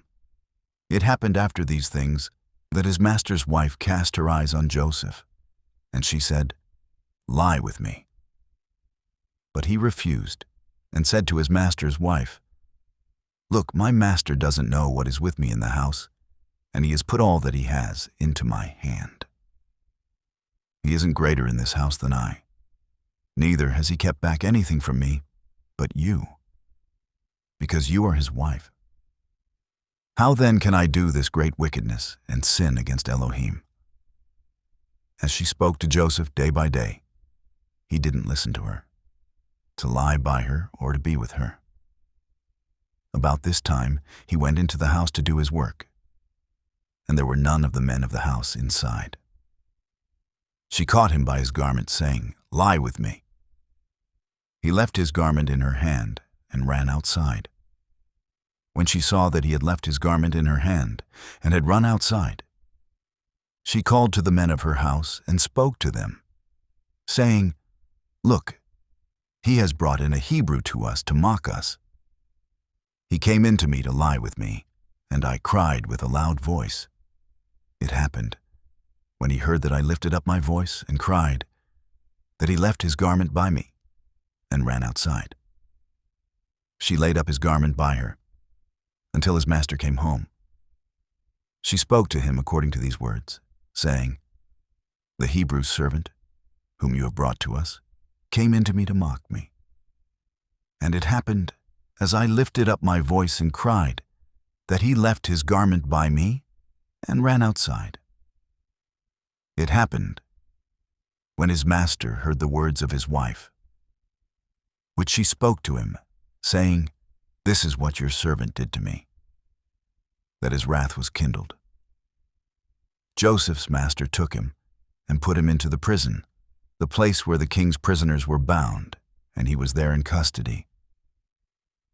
But Yahuah was with Joseph and showed kindness to him, and gave him favor in the sight of the keeper of the prison.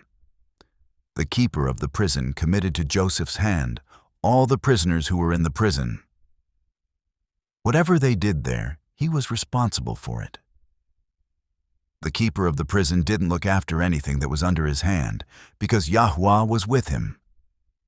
And that which he did, Yahuah made it prosper. Chapter 40. It happened after these things, that the butler of the king of Egypt and his baker offended their master, the king of Egypt. Pharaoh was angry with his two officers, the chief cupbearer and the chief baker. He put them in custody in the house of the captain of the guard, into the prison, the place where Joseph was bound. The captain of the guard assigned them to Joseph, and he took care of them. They stayed in prison many days. They both dreamed a dream, each man his dream, in one night, each man according to the interpretation of his dream, the cupbearer and the baker of the king of Egypt, who were bound in the prison. Joseph came into them in the morning and saw them, and saw that they were sad. He asked Pharaoh's officers who were with him in custody in his master's house, saying, "Why do you look so sad today?" They said to him, "We have dreamed a dream, and there is no one who can interpret it." Joseph said to them, "Don't interpretations belong to Elohim? Please tell it to me." The chief cupbearer told his dream to Joseph and said to him, "In my dream, look, a vine was in front of me, and in the vine were 3 branches. It was as though it budded, it blossomed, and its clusters produced ripe grapes. Pharaoh's cup was in my hand, and I took the grapes and pressed them into Pharaoh's cup, and I gave the cup into Pharaoh's hand." Joseph said to him, "This is its interpretation. The 3 branches are 3 days. Within 3 more days, Pharaoh will lift up your head and restore you to your office. You will give Pharaoh's cup into his hand, the way you did when you were his cupbearer. But remember me when it will be well with you, and please show kindness to me. make mention of me to Pharaoh, and bring me out of this house. For indeed, I was stolen away out of the land of the Hebrews, and here also have I done nothing that they should put me into the dungeon. When the chief baker saw that the interpretation was good, he said to Joseph, I also was in my dream, and look, 3 baskets of white bread were on my head. In the uppermost basket there was all kinds of baked food for Pharaoh, and the birds ate them out of the basket on my head. Joseph answered, This is its interpretation. The 3 baskets are 3 days. Within 3 more days, Pharaoh will lift up your head from off you, and will hang you on a tree, and the birds will eat your flesh from off you. It happened the 3rd day, which was Pharaoh's birthday, that he made a feast for all his servants, and he lifted up the head of the chief cupbearer and the head of the chief baker among his servants. He restored the chief cupbearer to his position again, and he gave the cup into Pharaoh's hand. But he hanged the chief baker, as Joseph had interpreted to them. Yet the chief cupbearer didn't remember Joseph, but forgot him. Chapter 41. It happened at the end of 2 full years that Pharaoh dreamed. And look, he stood by the river. Look, there came up out of the river 7 cattle, sleek and fat, and they fed in the marsh grass. Look, 7 other cattle came up after them out of the river, ugly and thin, and stood by the other cattle on the brink of the river. The ugly and thin cattle ate up the 7 sleek and fat cattle. So Pharaoh awoke. He slept and dreamed a 2nd time. And look, 7 heads of grain came up on one stalk, healthy and good. Look, 7 heads of grain, thin and blasted with the east wind, sprang up after them. The thin heads of grain swallowed up the 7 healthy and full ears. Pharaoh awoke. And look, it was a dream. It happened in the morning that his spirit was troubled, and he sent and called for all of Egypt's magicians and wise men. Pharaoh told them his dreams, but there was no one who could interpret them to Pharaoh. Then the chief cupbearer spoke to Pharaoh, saying, I remember my faults today. Pharaoh was angry with his servants and put me in custody in the house of the captain of the guard, me and the chief baker. We dreamed a dream in one night, I and he. We dreamed each man according to the interpretation of his dream. There was with us there a young man, a Hebrew, servant to the captain of the guard, and we told him, and he interpreted to us our dreams.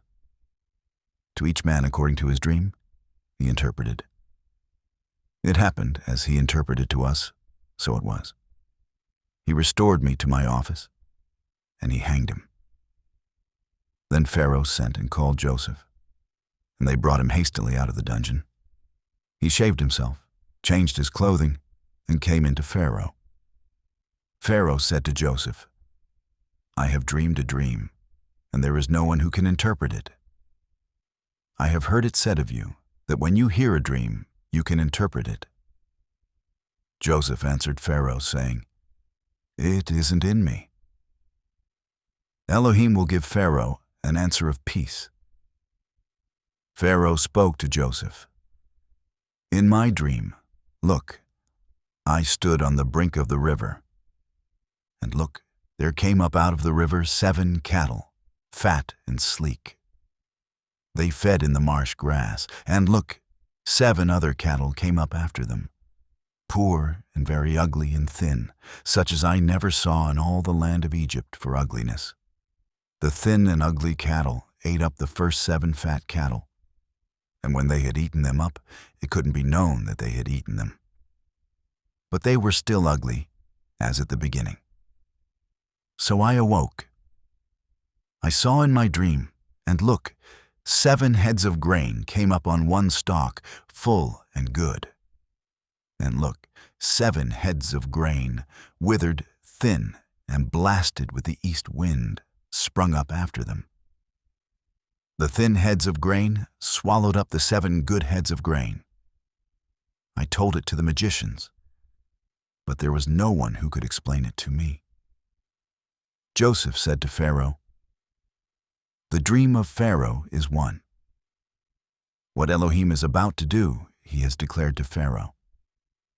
The 7 good cattle are 7 years, and the 7 good heads of grain are 7 years. The dream is one. The 7 thin and ugly cattle that came up after them are 7 years, and also the 7 empty heads of grain, blasted with the east wind. They will be 7 years of famine. That is the thing which I spoke to Pharaoh. What Elohim is about to do, he has shown to Pharaoh. Look, there comes 7 years of great plenty throughout all the land of Egypt. There will arise after them 7 years of famine, and all the plenty will be forgotten in the land of Egypt. The famine will consume the land, and the plenty will not be known in the land by reason of that famine which follows, for it will be very grievous. The dream was doubled to Pharaoh, because the thing is established by Elohim, and Elohim will shortly bring it to pass. Now therefore let Pharaoh look for a discreet and wise man, and set him over the land of Egypt. Let Pharaoh do this, and let him appoint overseers over the land, and take up the 5th part of the land of Egypt's produce in the 7 plenteous years.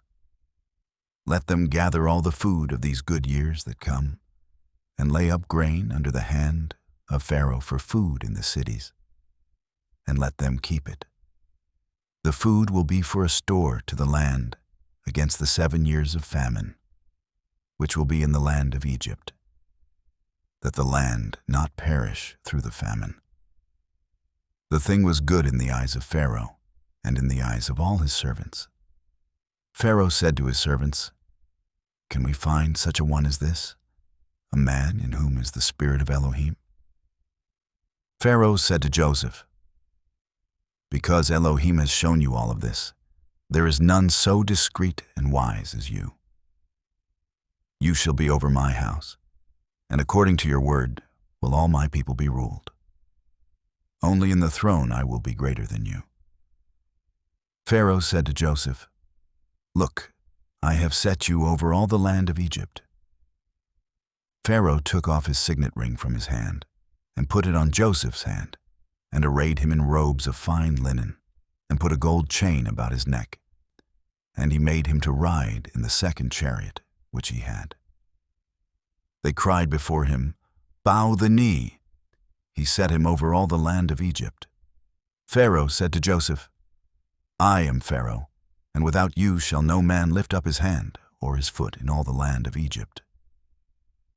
Pharaoh called Joseph's name Zaphenath-Paneah, and he gave him Asenath, the daughter of Potipherah priest of On, as a wife. Joseph went out over the land of Egypt. Joseph was 30 years old when he stood before Pharaoh, king of Egypt. Joseph went out from the presence of Pharaoh, and went throughout all the land of Egypt. In the 7 plentiful years the earth produced abundantly. He gathered up all the food of the 7 years which were in the land of Egypt, and laid up the food in the cities, the food of the field, which was around every city. He laid up in the same. Joseph laid up grain as the sand of the sea, very much, until he stopped counting, for it was without number. To Joseph were born 2 sons before the year of famine came, whom Asenath, the daughter of Potipherah priest of On, bore to him. Joseph called the name of the firstborn Manasseh. "For he said, Elohim has made me forget all my toil and all my father's house. The name of the second he called Ephraim, for Elohim has made me fruitful in the land of my affliction." The 7 years of plenty that were in the land of Egypt came to an end. The 7 years of famine began to come, just as Joseph had said. There was famine in all lands, but in all the land of Egypt there was bread. When all the land of Egypt was famished, the people cried to Pharaoh for bread. And Pharaoh said to all the Egyptians, "Go to Joseph, What he says to you, do the famine was over all the surface of the earth. Joseph opened all the storehouses and sold to the Egyptians. The famine was severe in the land of Egypt. All countries came into Egypt to Joseph to buy grain, because the famine was severe in all the earth. Chapter 42. Now Jacob saw that there was grain in Egypt, and Jacob said to his sons, "Why do you look at one another?" He said, "Look, I have heard that there is grain in Egypt. Go down there and buy for us from there, so that we may live and not die." Joseph's 10 brothers went down to buy grain from Egypt. But Jacob didn't send Benjamin, Joseph's brother, with his brothers.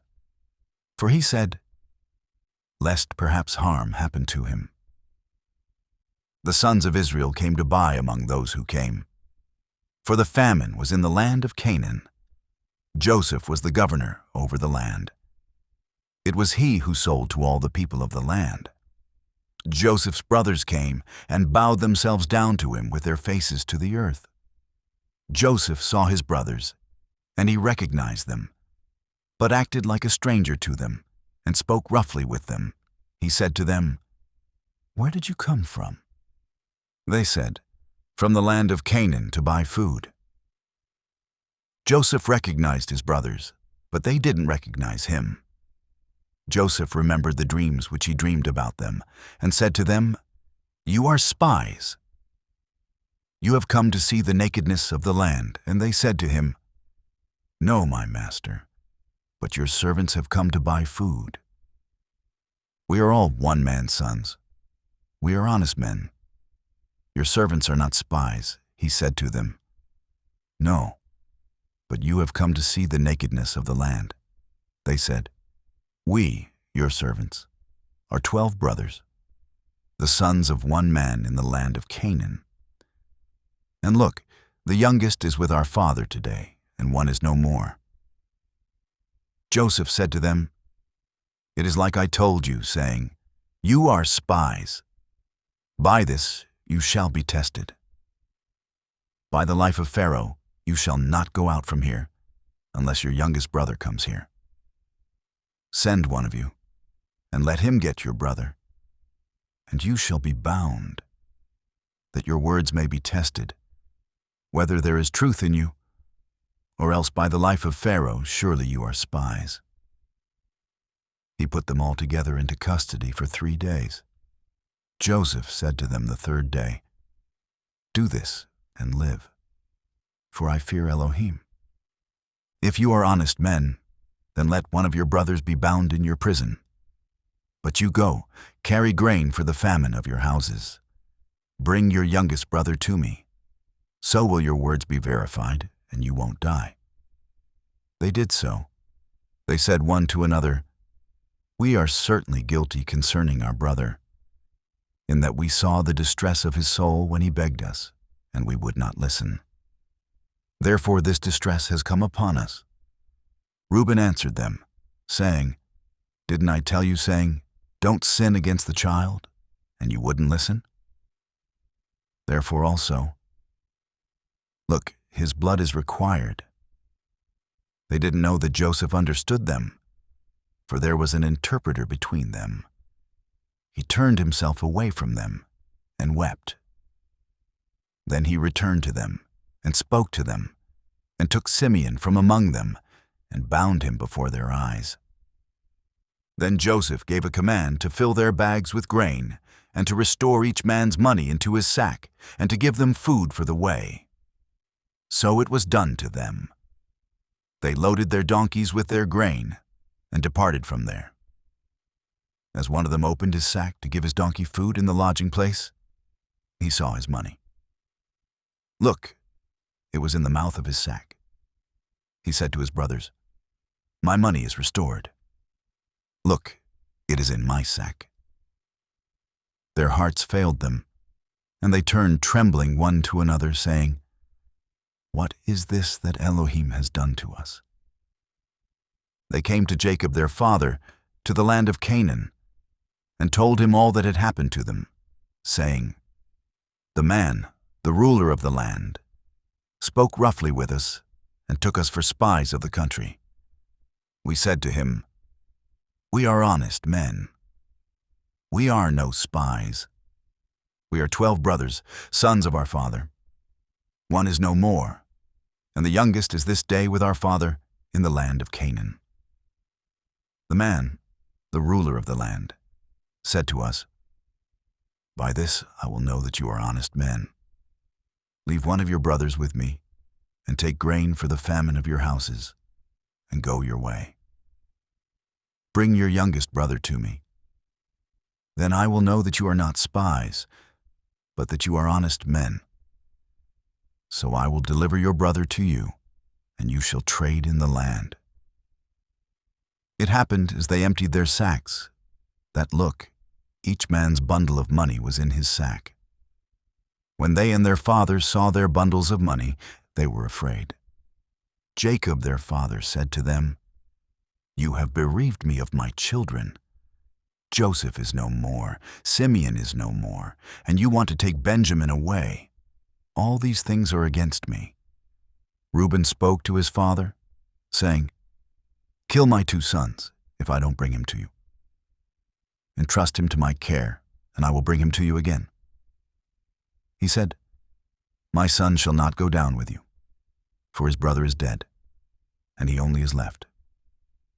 If harm happens to him along the way in which you go, then you will bring down my gray hairs with sorrow to Sheol." Chapter 43. The famine was severe in the land. It happened, when they had eaten up the grain which they had brought out of Egypt, their father said to them, "Go again, buy us a little more food." Judah spoke to him, saying, "The man solemnly warned us, saying, 'You shall not see my face, unless your brother is with you. If you will send our brother with us, we will go down and buy you food. But if you'll not send him, we'll not go down.' For the man said to us, 'You shall not see my face, unless your brother is with you.' Israel said, 'Why did you treat me so badly, telling the man that you had another brother?' They said, 'The man asked directly concerning ourselves and concerning our relatives, saying, "Is your father still alive? Have you another brother?" We just answered his questions. Is there any way we could know that he would say, 'Bring your brother down'?" Judah said to Israel, his father, "Send the boy with me, and we'll get up and go, so that we may live and not die, both we and you, and also our little ones. I'll be collateral for him. From my hand will you require him. If I don't bring him to you and set him before you, then let me bear the blame forever. For if we hadn't delayed, surely we would have returned a second time by now." Their father, Israel, said to them, "If it must be so, then do this. Take from the choice fruits of the land in your bags, and carry down a present for the man, a little balm, a little honey, spices and myrrh, nuts and almonds. And take double money in your hand, and take back the money that was returned in the mouth of your sacks. Perhaps it was an oversight. Take your brother also, get up, and return to the man. May Elohim Almighty give you mercy before the man, that he may release to you your other brother and Benjamin. If I am bereaved of my children, I am bereaved." The men took that present, and they took double money in their hand, and Benjamin, and got up, went down to Egypt, and stood before Joseph. When Joseph saw Benjamin with them, he said to the steward of his house, "Bring the men into the house, and butcher an animal, and prepare, for the men will dine with me at noon." The man did as Joseph commanded, and the man brought the men to Joseph's house. The men were afraid, because they were brought to Joseph's house. And they said, "Because of the money that was returned in our sacks at the first time, we're brought in." that he may seek occasion against us, attack us and seize us as slaves, along with our donkeys." They came near to the steward of Joseph's house, and they spoke to him at the door of the house, and said, "O my master, we indeed came down the first time to buy food. When we came to the lodging place, we opened our sacks, and look, each man's money was in the mouth of his sack, our money in full weight. We have brought it back in our hand. We have brought down other money in our hand to buy food. We don't know who put our money in our sacks," he said. "Peace be to you. Don't be afraid. Your Elohim, and the Elohim of your father, has given you treasure in your sacks. I received your money," he brought Simeon out to them. The man brought the men into Joseph's house and gave them water, and they washed their feet. He gave their donkeys fodder. They prepared the present for Joseph's coming at noon, for they heard that they should eat bread there. When Joseph came home, they brought him the present which was in their hand into the house, and bowed themselves down to him to the earth. He asked them of their welfare, and said, "Is your father well, the old man of whom you spoke? Is he yet alive?" They said, "Your servant, our father, is well. He is still alive." They bowed down humbly. He lifted up his eyes and saw Benjamin, his brother, his mother's son, and said, "Is this your youngest brother, of whom you spoke to me?" He said, "Elohim be gracious to you, my son." Joseph hurried, for his heart yearned over his brother, and he sought a place to weep. He entered into his room and wept there. He washed his face and came out. He controlled himself and said, "Serve the meal." They served him by himself, and them by themselves, and the Egyptians that ate with him by themselves, because the Egyptians don't eat bread with the Hebrews, for that is an abomination to the Egyptians. They sat before him, the firstborn according to his birthright, and the youngest according to his youth. And the men marveled one with another. He sent portions to them from before him, but Benjamin's portion was 5 times as much as any of theirs. They drank and were merry with him. Chapter 44. He commanded the steward of his house, saying, "Fill the men's sacks with food, as much as they can carry, and put each man's money in his sack's mouth. Put my cup, the silver cup, in the sack's mouth of the youngest, with his grain money." He did according to the word that Joseph had spoken. As soon as the morning was light, the men were sent away, they and their donkeys. When they had gone out of the city and were not yet far off, Joseph said to his steward, "Up, follow after the men. When you overtake them, ask them, 'Why have you rewarded evil for good? Isn't this that from which my master drinks, and by which he indeed divines? You have done evil in so doing.'" He overtook them, and he spoke these words to them. They said to him, "Why does my master speak such words as these? Far be it from your servants that they should do such a thing. Look, the money which we found in our sacks' mouths, we brought again to you out of the land of Canaan. How then should we steal silver or gold out of your master's house? With whomever of your servants it is found, let him die, and we also will be my master's bondservants." He said, "Now also let it be according to your words. He with whom it is found will be my bondservant, and you will be blameless." Then they hurried, and each man took his sack down to the ground, and each man opened his sack. He searched, beginning with the eldest and ending at the youngest. The cup was found in Benjamin's sack. Then they tore their clothes, and each man loaded his donkey and returned to the city. Judah and his brothers came to Joseph's house and he was still there. They fell on the ground before him. Joseph said to them, "What deed is this that you have done? Do you not know that such a man as I can indeed divine?" Judah said, "What will we tell, my master? What will we speak, or how will we clear ourselves? Elohim has found out the iniquity of your servants. Look, we are my master's bondservants, both we and he also, in whose hand the cup is found." He said, "Far be it from me that I should do so. The man in whose hand the cup is found, he will be my bondservant. But as for you, go up in peace to your father."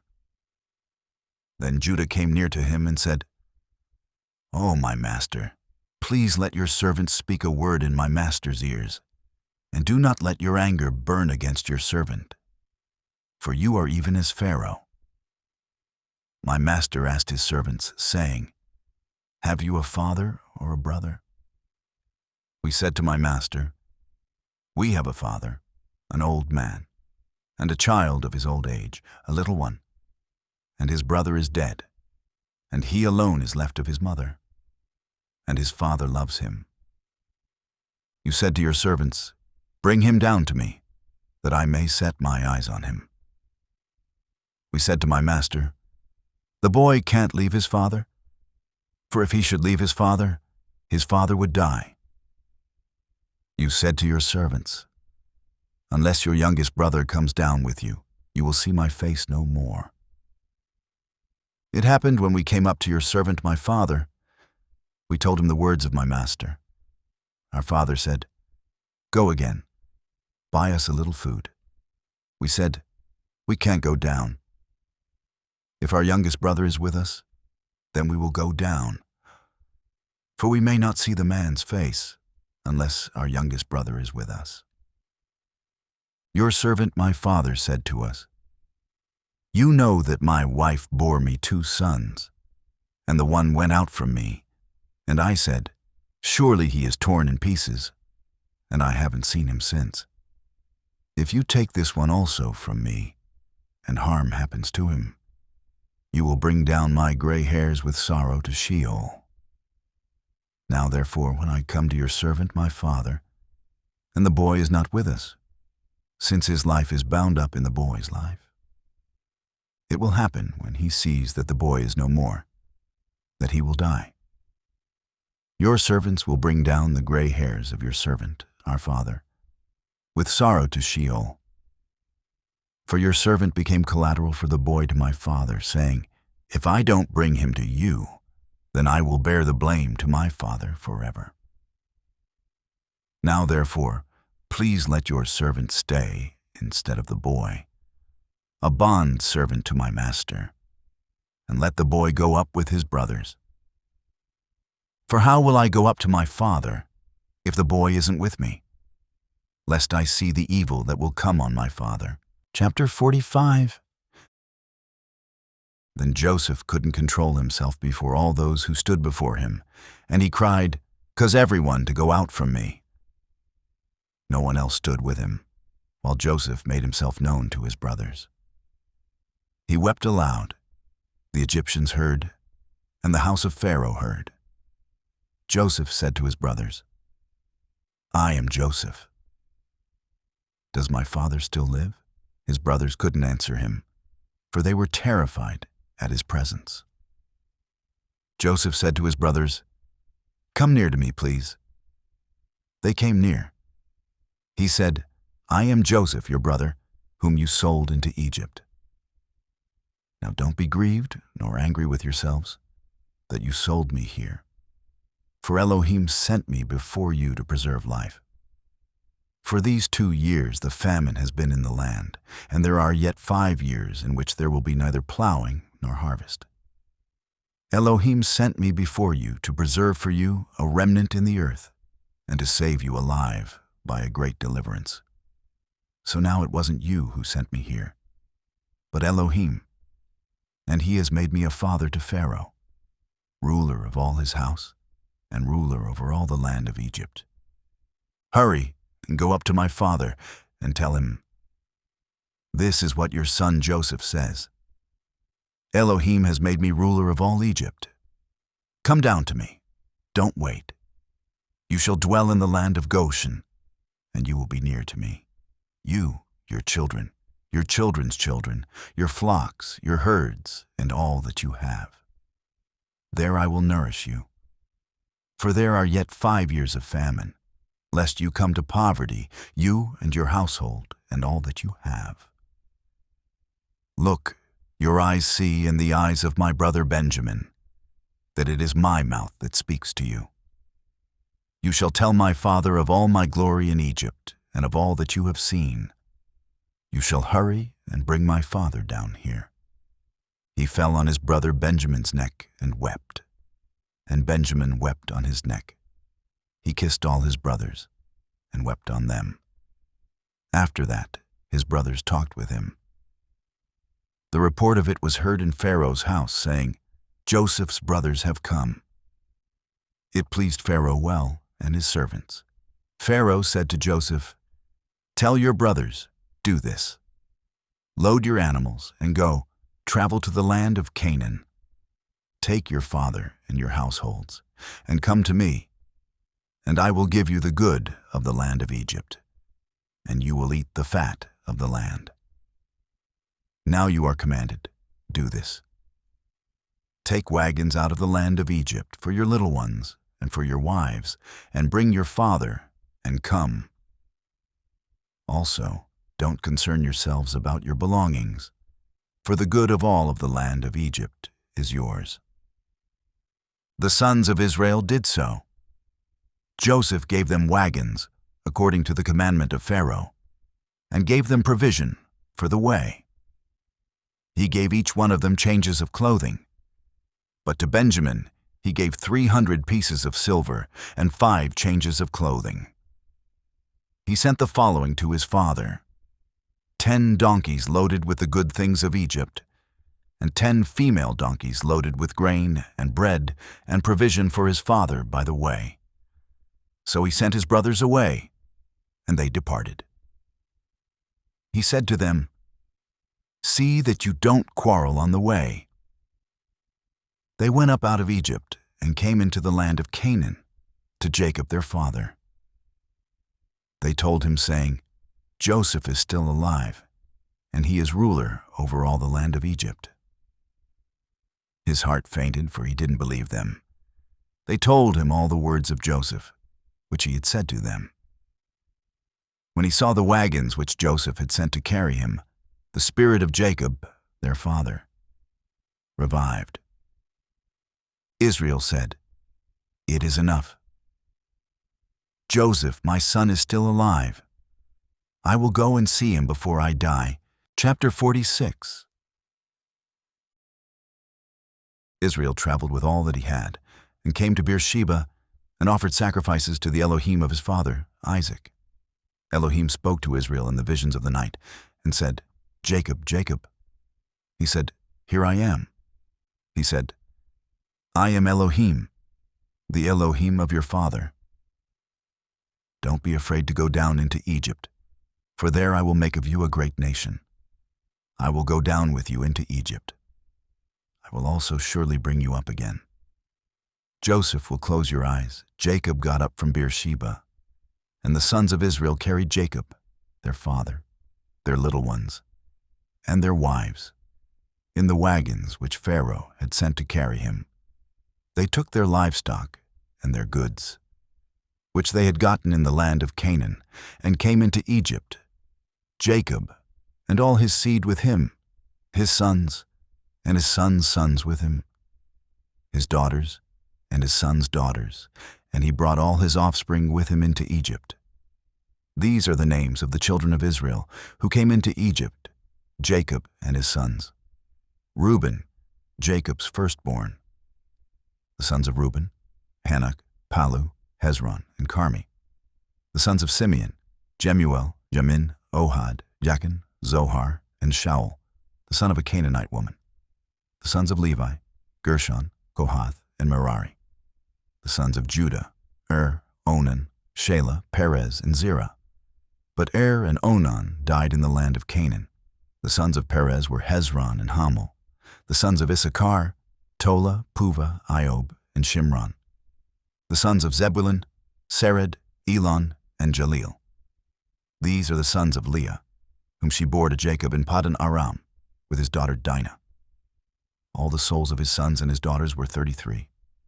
The sons of Gad, Ziphion, Haggi, Shuni, Esbon, Eri, Arodi, and Areli. The sons of Asher, Imnah, Ishva, Ishvi, Beriah, and Sarah their sister. The sons of Beriah, Heber and Malchiel. These are the sons of Zilpah, whom Laban gave to Leah, his daughter, and these she bore to Jacob, even 16 souls.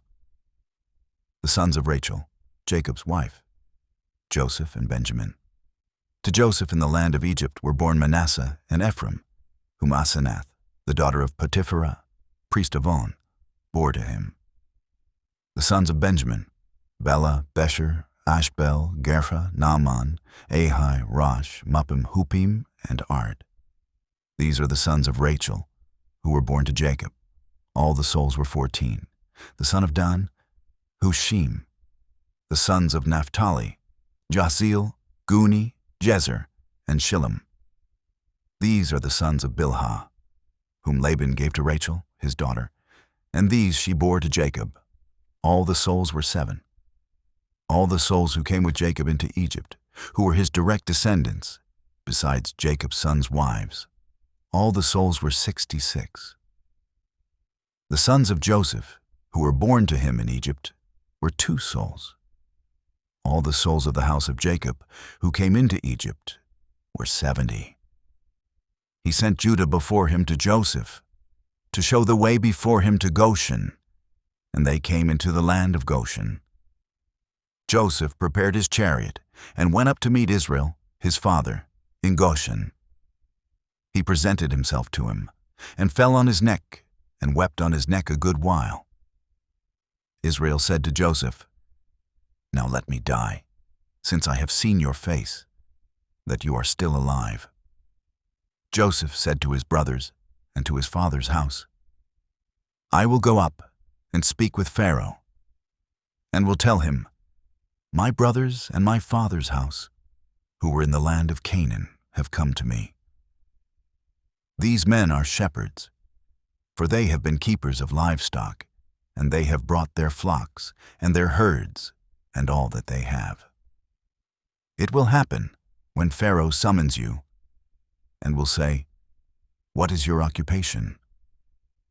that you shall say, 'Your servants have been keepers of livestock from our youth even until now, both we and our fathers, that you may dwell in the land of Goshen. For every shepherd is an abomination to the Egyptians.'"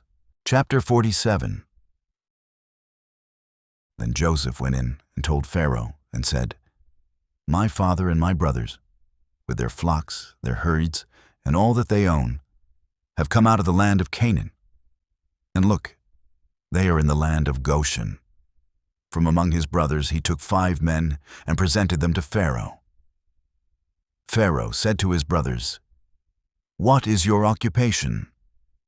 They said to Pharaoh, "Your servants are shepherds, both we and our fathers."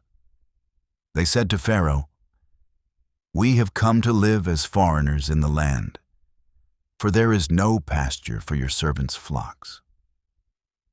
For the famine is severe in the land of Canaan. Now therefore, please let your servants dwell in the land of Goshen." Pharaoh spoke to Joseph, saying, "Your father and your brothers have come to you. The land of Egypt is before you. Make your father and your brothers dwell in the best of the land. Let them dwell in the land of Goshen. If you know any able men among them, then put them in charge of my livestock." Joseph brought in Jacob, his father, and set him before Pharaoh. And Jacob blessed Pharaoh. Pharaoh said to Jacob, "How many are the days of the years of your life?" Jacob said to Pharaoh, "The days of the years of my pilgrimage are 130 years. Few and evil have been the days of the years of my life, and they have not attained to the days of the years of the life of my fathers in the days of their pilgrimage. Jacob blessed Pharaoh and went out from the presence of Pharaoh. Joseph placed his father and his brothers and gave them a possession in the land of Egypt, in the best of the land, in the land of Ramesses, as Pharaoh had commanded. Joseph nourished his father, his brothers, and all of his father's household with bread according to their families. There was no bread in all the land, for the famine was very severe, so that the land of Egypt and the land of Canaan fainted by reason of the famine. Joseph gathered up all the money that was found in the land of Egypt and in the land of Canaan for the grain which they bought. And Joseph brought the money into Pharaoh's house. When the money was all spent in the land of Egypt and in the land of Canaan, all the Egyptians came to Joseph and said, "Give us bread, for why should we die in your presence? For our money fails." Joseph said, "Give me your livestock, and I will give you food for your livestock, if your money is gone." They brought their livestock to Joseph, and Joseph gave them bread in exchange for the horses, and for the flocks, and for the herds, and for the donkeys. And he fed them with bread in exchange for all their livestock for that year. When that year was ended, they came to him the second year and said to him, "We will not hide from my master how our money is all spent, and the herds of livestock are my master's. There is nothing left in the sight of my master but our bodies and our lands. Why should we die before your eyes, both we and our land? Buy us and our land for bread, and we and our land will be servants to Pharaoh. Give us seed, that we may live and not die, and that the land won't be desolate." So Joseph bought all the land of Egypt for Pharaoh, for every man of the Egyptians sold his field, because the famine was severe on them, and the land became Pharaoh's. As for the people, he moved them to the cities from one end of the border of Egypt even to the other end of it. Only he didn't buy the land of the priests, for the priests had a portion from Pharaoh, and ate their portion which Pharaoh gave them. That is why they didn't sell their land. Then Joseph said to the people, "Look, I have bought you and your land today for Pharaoh. Look, here is seed for you, and you shall sow the land. It will happen at the harvests that you shall give a fifth to Pharaoh, and 4 parts will be your own, for seed of the field, for your food, for them of your households, and for food for your little ones," they said. "You have saved our lives. Let us find favor in the sight of my master, and we will be Pharaoh's servants." Joseph made it a statute concerning the land of Egypt to this day, that Pharaoh should have the fifth. Only the land of the priests alone did not become Pharaoh's. Israel lived in the land of Egypt, in the land of Goshen, and they got themselves possessions in it, and were fruitful and multiplied exceedingly. Jacob lived in the land of Egypt 17 years. So the days of Jacob, the years of his life, were 147 years. The time drew near that Israel must die, and he called his son Joseph and said to him, "If now I have found favor in your sight, please put your hand under my thigh and deal kindly and truly with me. Please don't bury me in Egypt, but when I sleep with my fathers, you shall carry me out of Egypt and bury me in their burying place." He said, "I will do as you have said." He said, "Swear to me." And he swore to him. Israel bowed himself on the bed's head. Chapter 48. It happened after these things that someone said to Joseph, "Look, your father is sick." He took with him his 2 sons, Manasseh and Ephraim. Someone told Jacob and said, "Look, your son Joseph comes to you." And Israel strengthened himself and sat on the bed. Jacob said to Joseph, Elohim Almighty appeared to me at Luz in the land of Canaan, and blessed me, and said to me, Look, I will make you fruitful, and multiply you, and I will make of you a company of peoples, and will give this land to your seed, after you for an everlasting possession. Now your 2 sons, who were born to you in the land of Egypt before I came to you into Egypt, are mine. Ephraim and Manasseh, even as Reuben and Simeon, will be mine. Your issue, whom you become the father of after them, will be yours. They will be called after the name of their brothers in their inheritance. As for me, when I came from Paddan, Rachel died by me in the land of Canaan in the way, when there was still some distance to come to Ephrath, and I buried her there in the way to Ephrath, the same as Bethlehem. Israel saw Joseph's sons and said, Who are these?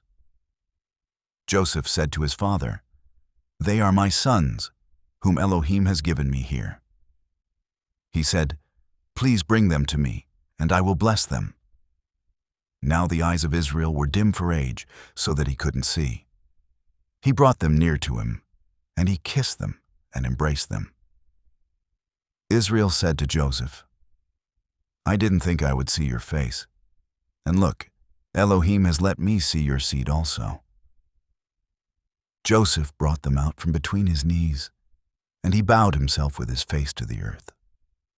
Joseph took them both, Ephraim in his right hand toward Israel's left hand, and Manasseh in his left hand toward Israel's right hand, and brought them near to him. Israel stretched out his right hand and laid it on Ephraim's head, who was the younger, and his left hand on Manasseh's head, guiding his hands knowingly, for Manasseh was the firstborn. He blessed Joseph and said, The Elohim before whom my fathers Abraham and Isaac walked, the Elohim who has fed me all my life long to this day, the angel who has redeemed me from all evil. Bless the lads, and let my name be named on them, and the name of my fathers Abraham and Isaac. Let them grow into a multitude in the midst of the earth. When Joseph saw that his father laid his right hand on the head of Ephraim, it displeased him. He held up his father's hand to remove it from Ephraim's head to Manasseh's head. Joseph said to his father, Not so, my father, for this is the firstborn. Put your right hand on his head. His father refused and said, I know, my son, I know. He also will become a people, and he also will be great. However, his younger brother will be greater than he, and his seed will become a multitude of nations. He blessed them that day, saying, In you will Israel bless, saying, Elohim make you as Ephraim and as Manasseh. He set Ephraim before Manasseh. Israel said to Joseph, Look, I am dying, but Elohim will be with you and bring you again to the land of your fathers. Moreover, I have given to you one portion above your brothers, which I took out of the hand of the Amorite with my sword and with my bow. Chapter 49. Jacob called to his sons and said, Gather yourselves together, that I may tell you that which will happen to you in the days to come. Assemble yourselves, and hear, you sons of Jacob. Listen to Israel, your father. Reuben, you are my firstborn, my might, and the beginning of my strength, excelling in dignity and excelling in power. Boiling over as water, you shall not excel, because you went up to your father's bed, then defiled it. He went up to my couch. Simeon and Levi are brothers. Their swords are weapons of violence. My soul, don't come into their council. My glory, don't be united to their assembly. For in their anger they killed men. In their self-will they hamstrung cattle. Cursed be their anger, for it was fierce, and their wrath, for it was cruel. I will divide them in Jacob and scatter them in Israel. Judah, your brothers will praise you. Your hand will be on the neck of your enemies. Your father's sons will bow down before you. Judah is a lion's cub. From the prey, my son, you have gone up. He stooped down, he crouched as a lion, as a lioness. Who will rouse him up? The scepter will not depart from Judah, nor the ruler's staff from between his feet, until he comes to whom it belongs. To him will the obedience of the peoples be, binding his foal to the vine, his donkey's colt to the choice vine.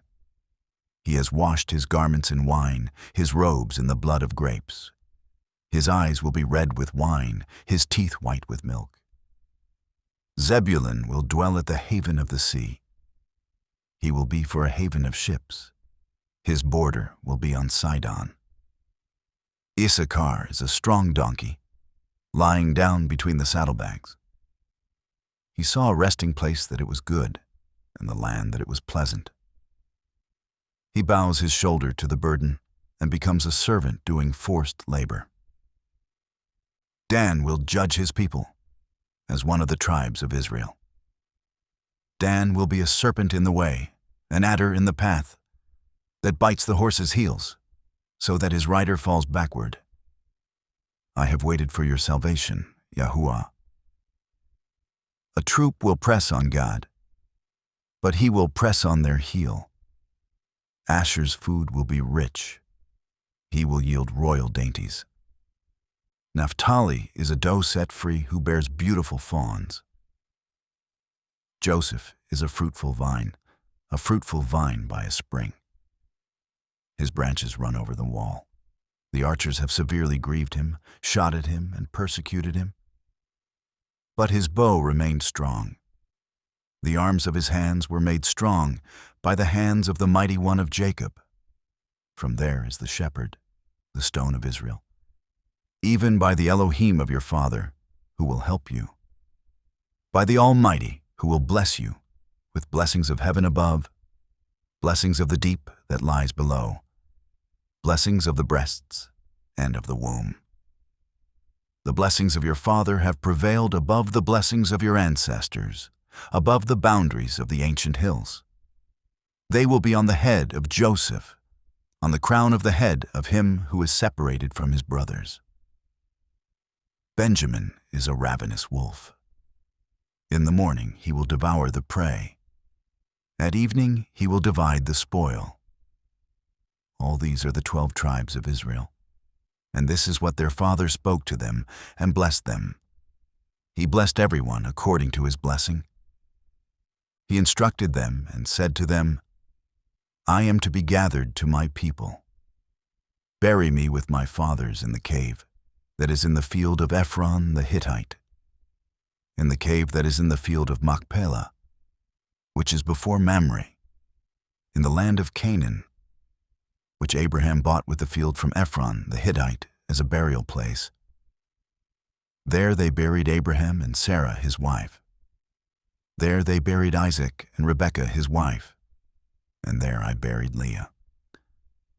The field and the cave that is in it, which was purchased from the children of Heth. When Jacob made an end of charging his sons, he gathered up his feet into the bed and yielded up the spirit and was gathered to his people. Chapter 50. Joseph fell on his father's face, wept on him, and kissed him. Joseph commanded his servants, the physicians, to embalm his father, and the physicians embalmed Israel. 40 days were fulfilled for him, for that is how many days it takes to embalm. The Egyptians wept for him for 70 days. When the days of weeping for him were past, Joseph spoke to the house of Pharaoh, saying, If now I have found favor in your eyes, please speak in the ears of Pharaoh, saying, My father made me swear, saying, Look, I am dying.